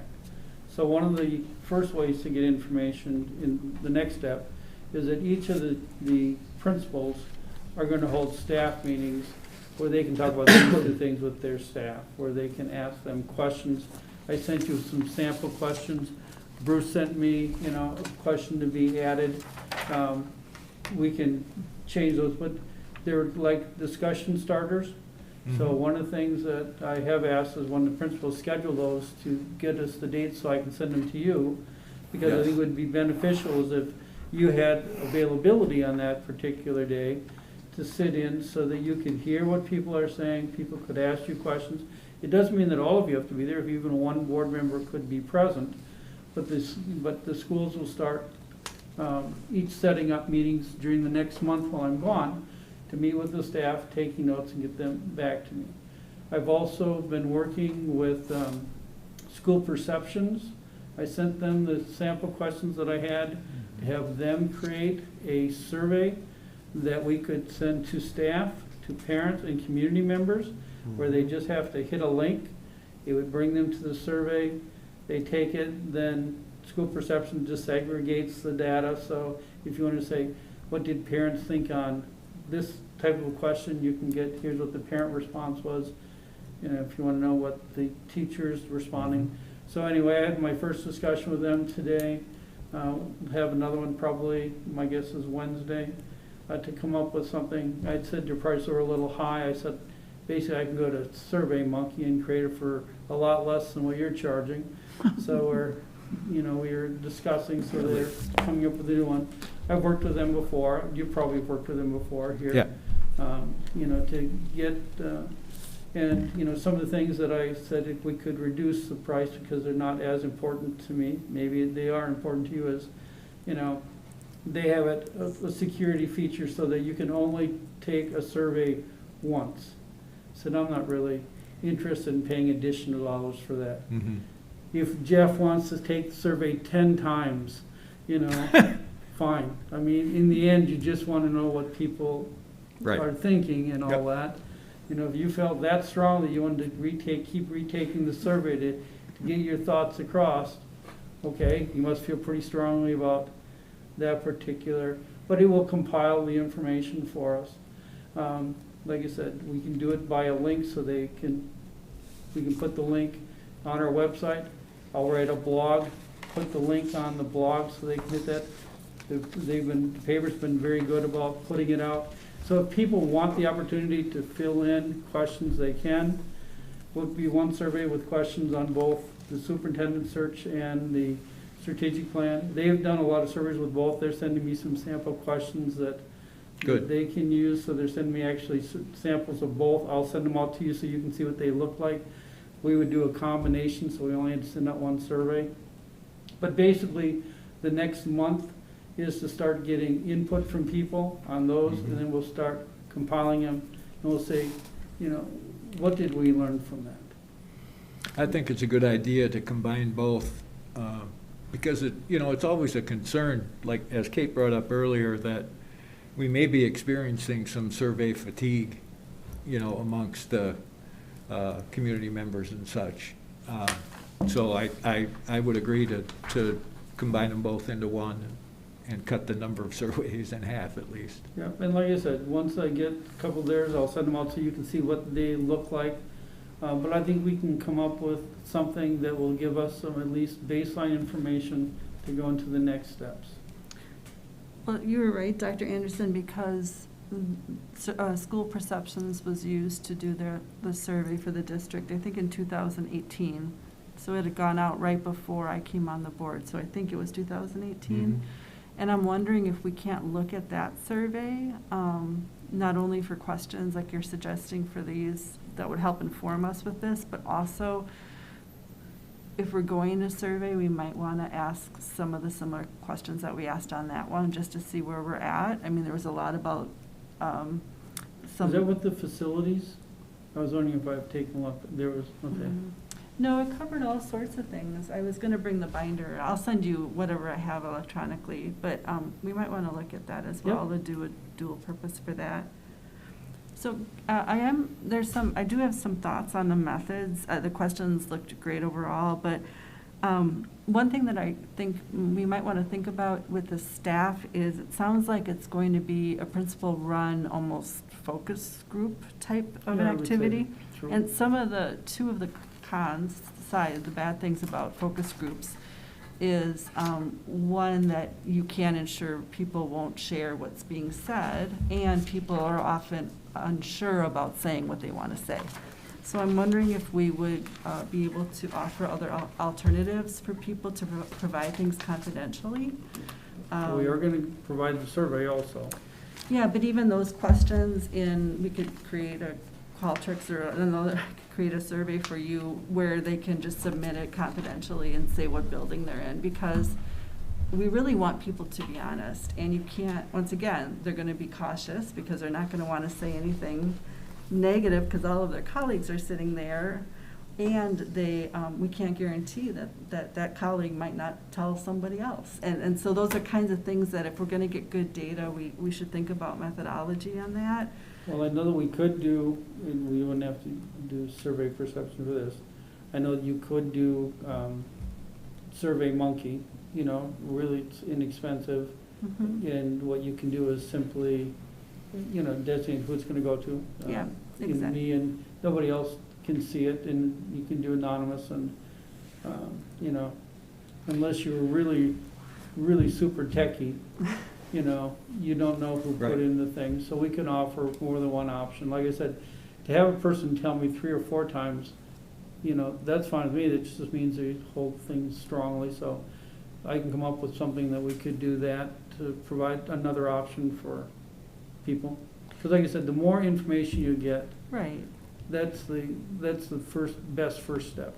And that's, I mean, that's a good thing when you compare, like, surveys and interviews and focus groups, is with focus groups, people can bounce off of each other, so it tends to be a really rich, but it has the limitations, and we really do want some really honest feedback. So I think if we do both, Yeah. it'll accomplish that.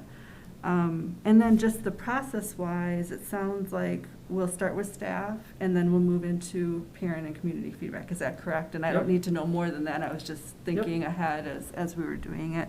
And in the meantime, also creating the survey for, okay, that sounds good. And I appreciate the extra question, whatever you added. I thought overall they were covering the areas. Yep, and like I said, then if you spend the next month starting to gather first information, you sit down and start looking at the types of comments you're getting, and then you can, you know, start focusing some. You know, and what I'll also do is I'll look at the job description and tell you if I think that there's anything that might want to be changed. Now, yours is probably pretty new, you know, because I'm sure you updated it before you handled Dr. Rydell. If you didn't, I'd be really surprised. But I'll take a look at that. I've had to revise and rewrite several, so I can take a look and tell you if I think there's some things that are missing, and I'll do that before I leave. Before vacation? The Before I one thing- leave, yeah. Yeah, the other thing I was thinking about when, came up in my mind last week when they were presenting was evaluation. And the reason why it was kind of triggered in my mind is because Dr. Neerad had done the presentation about evaluating superintendents that I attended, is we should be thinking about what the position is in alignment with the evaluation. And that's something that I know that as a board, we wanted to be thinking about. So we're being sure that they're aware of what we're going to evaluate them on when they're hired. So I just want to throw that back out there too, because it occurred to me last week. Yeah. I mean, and I'll tell you, of all the things, that is an area that boards fall down on. The superintendent, most boards have it in your policy to do it annually. That doesn't happen annually as often as it should. And, you know, there's just differences, so I think if you do come up with them, actually, superintendents appreciate being evaluated. They'd much rather know your thoughts, you know, than find out that, you know, he or she didn't do something that you were expecting, and all of a sudden it comes back, it's like, boom, so guess if I would have known, I maybe would have done something differently. So. You mentioned one time about the 360 review for Yep. just And that's all what I'm going to do this year with administrators. all the administrators, and Yeah. I could probably do one on myself, just so you have an idea of what it looks like. Yeah. And then and I have found that to be effective because the people that work with you get the input, it goes to you, you see what they have to say, and then you can also, if you really want to, I mean, what's actually the best way is if you do it first, so you have your own, and then you see theirs, and you compare, what did we think? Yes, you know, are we seeing the basic same things? Or are there areas where there's substantial difference? Then in both parties ask, okay, so why might this be? Yep. So just one last thing. So they will be meeting, the principals and the schools, each school will be meeting while you're gone? Probably. Probably, okay. But I'm going to check my emails morning and night, I so understand. we'll make certain that the board members know when it is. And if you can do it, And hopefully they won't overlap. It'd be my concern. It's just that they're, they're well, both on even the if you same have, page. if you have three that can make one. Yeah. I mean, as often as you can Yeah. hit something, it's just that you don't have to feel obligated to Yeah. hit all of them, but if you can hit any of them, it would be nice for at least one board member to be For at each of the meetings. Yeah, that's the way. And when they feed it to me, I'll feed it to you, and I'll feed it back to them. Beautiful. Yeah. That'd be great. Mhm. I know we should be able to get a minimum of a board member at each meeting. If nobody else can, I have that kind of schedule that I could make them. Yeah. And you have, and when I'm gone, you're not gonna miss a beat. I mean, working with, Jeff and Laura and Melissa and the principals and the assistant principals, you're not gonna miss a beat. And you could sit in my chair and, she'd probably do a better job, be like 9 to 5, he'd probably give me a raise when I got back. That's an idea. There we go. We'll have to think about that. Yeah, before you walk in the door, make sure the nameplate still says Dr. Anderson, yeah, it's not well. Andrew. Okay, anything else, Dr. Anderson? Nope, that's it for now. Any other questions But you or will be comments? getting things from me, so don't, it's just that in the future, if you get some things at a weird hour, it's an 8-hour time difference, so what I'm doing is 8 hours off of your time. Mr. Mahoney. 10A, the business manager's report, 21-22 budget development. Last time we spoke in August, I was sharing with you that we have lots of data that we still collect before the annual meeting.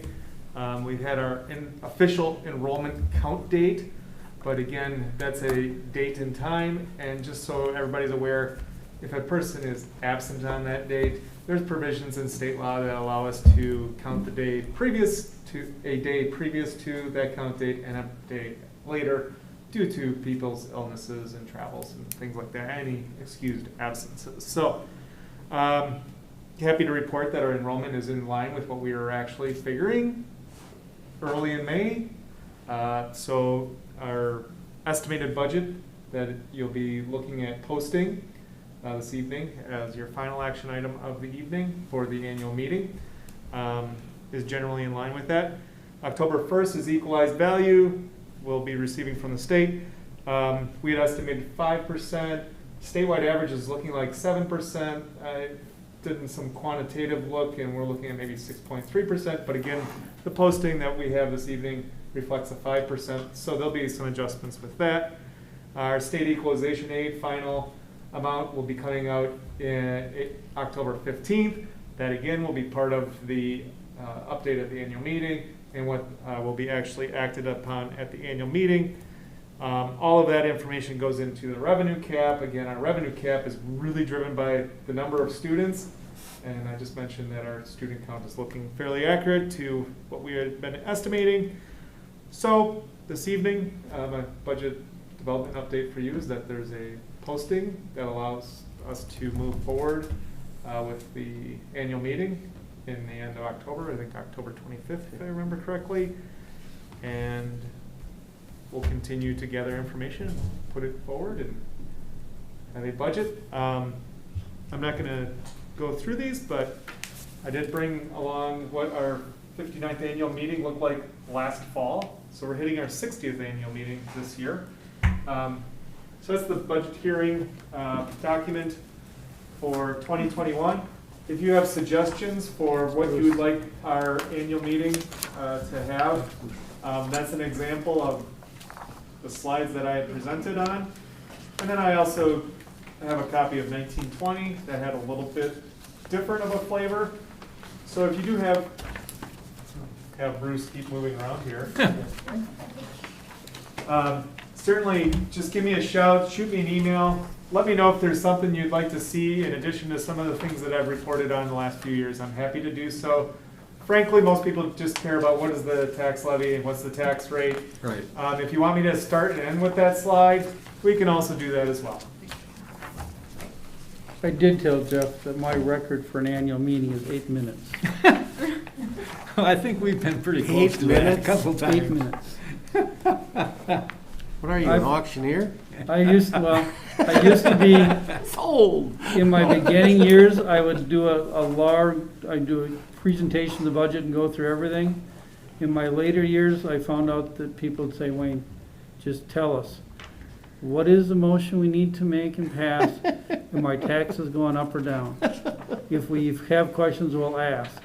So now I start out with, I'll be happy to go over any part of the budget in as great a detail as you would like, but the end result is what we're looking for tonight is prove this. Yep. This is gonna be your tax. This is what it should be if your house equalized value stayed the same. Okay, any questions for Jeff? Well, it generally looks positive. Yeah, you're looking at about a 0.5% increase in the levy, but you're also looking at equalized value growth of over 5%, which if you're a mill rate follower, then you're looking at a 4.5% decrease on your mill rate related to school property taxes. And then if it comes in closer to 6.3, you know, again, equalized value just divvies out the levy. So we're doing well. Okay, that's good news. Thank you very much. Look forward to the annual meeting. Before we move ahead, Go ahead. we didn't talk about October 4th meeting? And I don't know if. No, Yes, that's coming in up. here. Oh, coming up. sorry. I've had that problem with the agendas lately. I don't know if we've had so many that I forget which one we're on, but I've Yep. made the mistake multiple times now. I apologize. Yeah, actually, I think that's right after this. Yep. Sorry. All right, so the next one is your first reading on policies. Now, if you want to know in board book, if you printed them out on each side, here's how thick it is. All right? Now, that looks daunting and overwhelming. You have to remember that when Neola is doing their updates, you know, they'll have many that are just technical changes. In other words, there's just little things that need to be changed that do not change the substance of the policy. There's a lot of that in here. There are some where the lawyers have, because of what's transpired over the last year and a half, their Neola lawyers have recommended certain changes to policies. Those have substances. Those you can see in there. The parts that the lawyers wanted out are lined out. The parts that they are recommending are highlighted so you can see what's taken out, what's added. Most of those would be, you know, there's a few policies where they said they recommended changes, and they said, you know, depending on what you want to do, here are a couple choices depending on your particular district. You'll see, again, if it's Xed out, that means it's taken out of the policy. If it's highlighted in yellow, take a look. I know it's going to seem daunting, but most of them, if you don't see many lines or highlighted areas, really, it's just a technical change. You don't have to worry about it. If you do see some of those and you think, geez, what does this mean? Or, you know, I'm not sure about this, key those in, send them to me, and then the next month, you'll have answers, because Right. I'll answer, and when I answer one, I'll answer all, so everybody hears it. So just see if there's any questions you have, but the vast majority of these are not substances changes. It's just so, I know it looks overwhelming, but truly won't be as overwhelming as you think, and you only have to go through it, you know, once or twice a year. That is correct. Are there any other questions or discussion regarding this? Otherwise, I would look for a motion that would recommend approval of the first reading. Because remember, it takes 2 readings and 2 approvals Right. for it to change. Yep. So what I'm hearing you ask for then is our questions sent to you by a certain date? Yeah, I mean, hopefully at least a week before our October 25th meeting. Okay, that's when I was. So a wondering. month or so. Second reading, okay. And most of the time, I'm not used to this being an action item, to be real honest. I'm used to a first reading, and then you have your action item, your second. But you have not done that as a practice.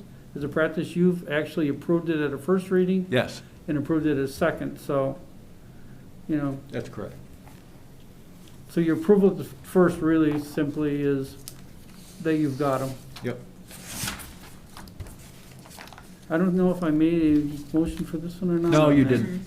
Then I would simply, draft, a motion would be, I approve the first reading of the policies as presented. Yep. Do I have, anybody have a motion for me? I'll make a motion to approve the first policies as presented. Thank you. Second? I'll second it. Any further discussion? Hearing none. All those in favor, please signify by saying aye. Aye. Aye. Opposed? Motion passes 5-0. Now it's the next one deals with the cancellation of the October 4th meeting. And like I said, I don't like missing board meetings, and you technically have 2 a month, and since I've been here, you've had well over 2 a month, so if you want to give yourself a month off, I think we've moved the items either to this meeting or the 25th, so that you could give yourself a break. But if you're absolutely dying to meet and be together on the 4th, we have a team that's willing to step in. What do you think, Bruce? I'll go around the room. No, I think it makes sense that we actually postpone it. Christine? I actually feel like it's almost 5 weeks till we would meet again. I'm a little bit concerned. We made the commitment to look at protocols every month with COVID. I feel like Yep, a lot that's a of good things point. could change. Mm-hmm. And I'd rather have the meeting on the books and canceled than all of a sudden call a meeting. So Yeah. I would prefer that we kept it on the books. And I feel like with the 25th, even though I know our presentation for the annual meeting will be short, Mhm. if we're doing policies and other things, it's going to be a big meeting. Okay. Arlen? And I trust the administrative staff to, That's a good. someone to That's- someone yeah. to run it, so. We all do. I could live without a meeting. Okay? Okay. It's not an either or, it's a both and. I can also live without a meeting, however. I mean, I can live without a meeting too, but I do agree that we should, really all I'd want to talk about at this meeting would be if something changed with COVID. Mhm. I think so as can't see well. myself wanting to talk about anything else. I think it's a very valid point, so. I agree. So we'll keep it and make it an abbreviated, look at the COVID protocols, any changes, anything that we want to discuss. We might be getting closer to discussing about a vaccine, I mean, a Right. vaccination, you know. Yep. All right. All right, so you'll keep it on the We'll books. keep the meeting on the That doesn't 4th. mean that if there are no changes in protocols, that you can't Correct. cancel it beforehand. Correct. Okay, what do we got next? All right, you have the student representation at board meetings policy. Now, this was something that I read when I first came in, but you had not taken any action on this, but you did have some suggested changes. So this, is a little bit like the policies here, first and second, but this was more of one that you had looked at changes, and it looks like what the intent was to get more student representation. I've talked with Jeff Finstead on this, to try to figure out. And if your goal is to get more representation, there's a couple ways that can be done, but we don't want to assume that that's what you meant, so part of it is for you to explain what you'd like to see as an end result, and then by these policy changes, then we can do it. One would be that I suggested to Jeff is that you could have 2 different representatives each month. In other words, there are a multitude of organizations. Right now, the representatives in the past have been chosen from student council. They choose the representatives and send them to the board. If you wanted a more diverse representation, we have several student organizations in the high school. Each could select 2 members or 3 members to come at each of the meetings to give you an update from their vantage point. Part of it depends on what is it that you're looking for to get from the students. In the past, when I've had student representatives, to be real honest, it's basically been the students have come in at the beginning of the meeting. They've said, could be an upcoming meeting, we have homecoming planned for date X, these are the homecoming activities. The board may ask how the year's going, they will tell them the year's going fine or whatever. most of the time. No, that's hardly ever. historically, that's been. And then, Very you know, much so. then they ask if they can be excused to go and do their homework. Exactly. We always invite them to spend the rest of the meeting with us, but Well, if you have It's a them rare take you up occasion on when that, they that's- stay. Yeah. So part of it is what role are you looking for the students to play? But if it's to get, you know, if you want to hear from more students where you can ask them some questions, at least one option would be to have different organizations send you, you know, some representatives each month. So you could, you know, they could tell you what their organization is doing. You could ask them some questions on the year. They could provide that. But I don't want to make the assumption that that's what you wanted. So part of our question as we went in for Mr. Finstead and I was, if we knew what the intent was when you made the changes, then, you know, I think the changes, the wording's going to be fine. We just want to make sure that we're providing what you wanted from those changes. What do you guys think about our representatives over the past? Well, I don't know who made these changes, and this is the first reading, so it's the first we're seeing them. But, so I'm struggling with the first part, which the board believes that student participation at board meetings can provide a better understanding of the needs and concerns of students. We have traditionally had the president and vice president, perhaps the student council, come in every time, do Yep. exactly what you said. Yeah. Which is wonderful, but it's a very small snapshot, and we never get feedback about anything. So I'm really focused on that first one, as well as better representation. I feel like we could think about how we run an agenda where we could put some of the items that affect student up in front, have them be part of a discussion. They're not voting members, but we've never asked for feedback in meetings from students. Actually, during COVID now, the two, Lizzie and Will, I thought had given really great, they Yep. did more than just Yep. reporting Yeah. out. They Yeah. also gave, kind of took the pulse of the students Yep. and gave even pros and, you know, Yep. they came in as two different sides. Well, I Oh, they did it. disagree. So I actually thought we were going more towards what I had hoped we would do. So I always talk a lot, that's all I want to say. I thought they did a wonderful job last year I as agree. well. I mean, we had great dialogue all the time, Mhm. and they did. Mhm. But I share like well. Christine's idea about if we have an agenda item that directly impacts, Group? yeah, it's not a bad idea to move it up front so that when they're still there, they can contribute to the discussion, because they certainly can. And You know, would you they're- like to have the representatives still chosen by the student council to send you those representatives? Or would you like Mr. Finstead to look at a different way of sending you Well, maybe, well, representatives? student council, that has all the grades, and that's the council, am I right? No? Mhm. No, each grade has its own student Yeah, but council. don't they, So they send the senior student council. Yeah. So each grade has its own student council. but they don't, okay. So there's different challenges in all grades then, Well, yeah. and different opinions of what they're going through. And we just rely on what the seniors basically said.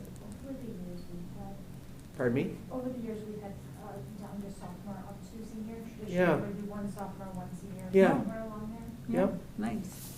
Yeah, I love the different models, like yours, Yeah. you know, and even what you had suggested, Dr. Anderson, of different groups might be a way to do it as well. You could maybe throw something out to staff asking if any of the co-curricular club type leadership or whatever organizations we've got, if they'd be interested in providing a student to present at a school board meeting. Yeah, I'm sure that, and Jeff is listening, so I'm sure Jeff can, you know, if you're looking at getting a wider, you know, more voices, there's ways that we can, you know, bring you more voices. And I think if you do put those items that you would like student input on at the beginning, I'm sure they would welcome the opportunity to give you some additional input. What do you think, Jeff? Do we have enough interest amongst the students that want to come and be a part of the school board meeting? That's a pretty good question. I will say this, in my 6 years here, I believe that the two representatives, although they are typically seniors, I think they've had a pretty good pulse of the school. And I know you cited last year's too as doing an exceptional job. I think all 12 we've had have done an exceptional job. I think they really have done a good job of saying what's going on, and you've done a good job of asking them questions and a spur of the moment. So I think you've heard from who we sent a pretty good pulse of the school. Now, do I think we can give more students a voice? I certainly think if you would like to hear from different clubs and organizations, we could sit down and plan a schedule and have our, GSA come and our BSU show up, and we can make a schedule that would meet that need. I'm intrigued by if we know what the agenda item is, does it impact some group of students more than others? That would be interesting to find people to be there to hear that. This is why I thought Wayne did a good job of asking the question and saying where we're at because of some confusion. So I'm just looking for, what do you want from those people? And I don't know what the student council reps who show up, that's stuff they want to do. It's student government. And so this falls into what their interests are. And I think we can certainly give other groups an opportunity to give a voice, so you hear their voice. I would certainly be interested, in hearing, what some of the varied groups, organizations, and clubs are up to. We don't get that sort of feedback very often. And remember, this is just like the last one, so if there's different wording that you would like on this policy for some time, feel free to send me some ideas and I can craft it in a different language, because this, again, is your first reading. We'll craft it in the second one. All right. Anything else? You probably want to make a motion to pass this one policy, first reading. That wasn't included in the first one? No? Oh, okay. I would look for a I motion. can make it, it's included in the first one if you want, I'll just put that in the packet. That's all right. I would look for a motion to approve the recommendation on the policy. I make a motion to approve it, first reading of the policies. I'll second that. Okay. Any other discussion? Hearing none, all those in favor, please signify by saying aye. Aye. Opposed? Motion passes 5-0.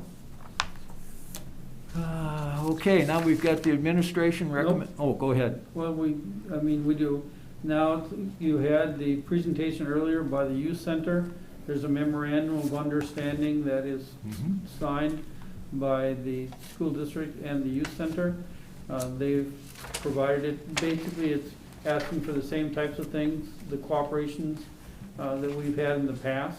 Is it pretty much the same as previous years? I think it's exactly the same other than the Yeah. date. Yep. So you need to pass a memorandum of understanding. Okay. I would look for a motion to approve the recommendation that we pass this memorandum of understanding with the McFarland Youth Center. And I did put that in the Yep. minutes. I move to approve the McFarland Youth Center Memorandum of Understanding as presented. Thank you. Second? I can second that. Bruce? Any further discussion? Hearing none, all those in favor, please signify by saying aye. Aye. Opposed? Motion carries 5-0. Okay, then we have action on notice of annual meeting and budget summary to be published prior to the annual meeting. And that is what Jeff talked about Yep. earlier. It's the one-page document that we put in the paper. And I did put a sample motion on that. Okay. Let's see here.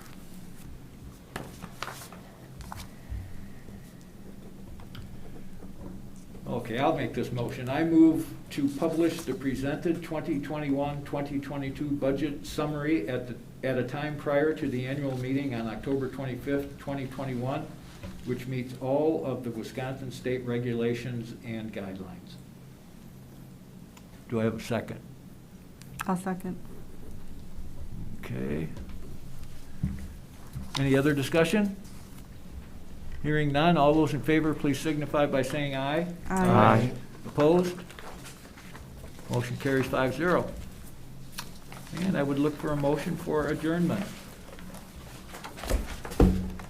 We all want to stay? Is that the idea? Christine. Christine. All right, got a second? I'll second. All right. Okay. All those in favor, please signify by saying aye. Aye. Aye. Opposed? Motion carries 5-0. Job well done. All right, thank you, everyone. Dr. Anderson, safe travels. Yep, that's. Have a but you'll wonderful see- time. You may not even.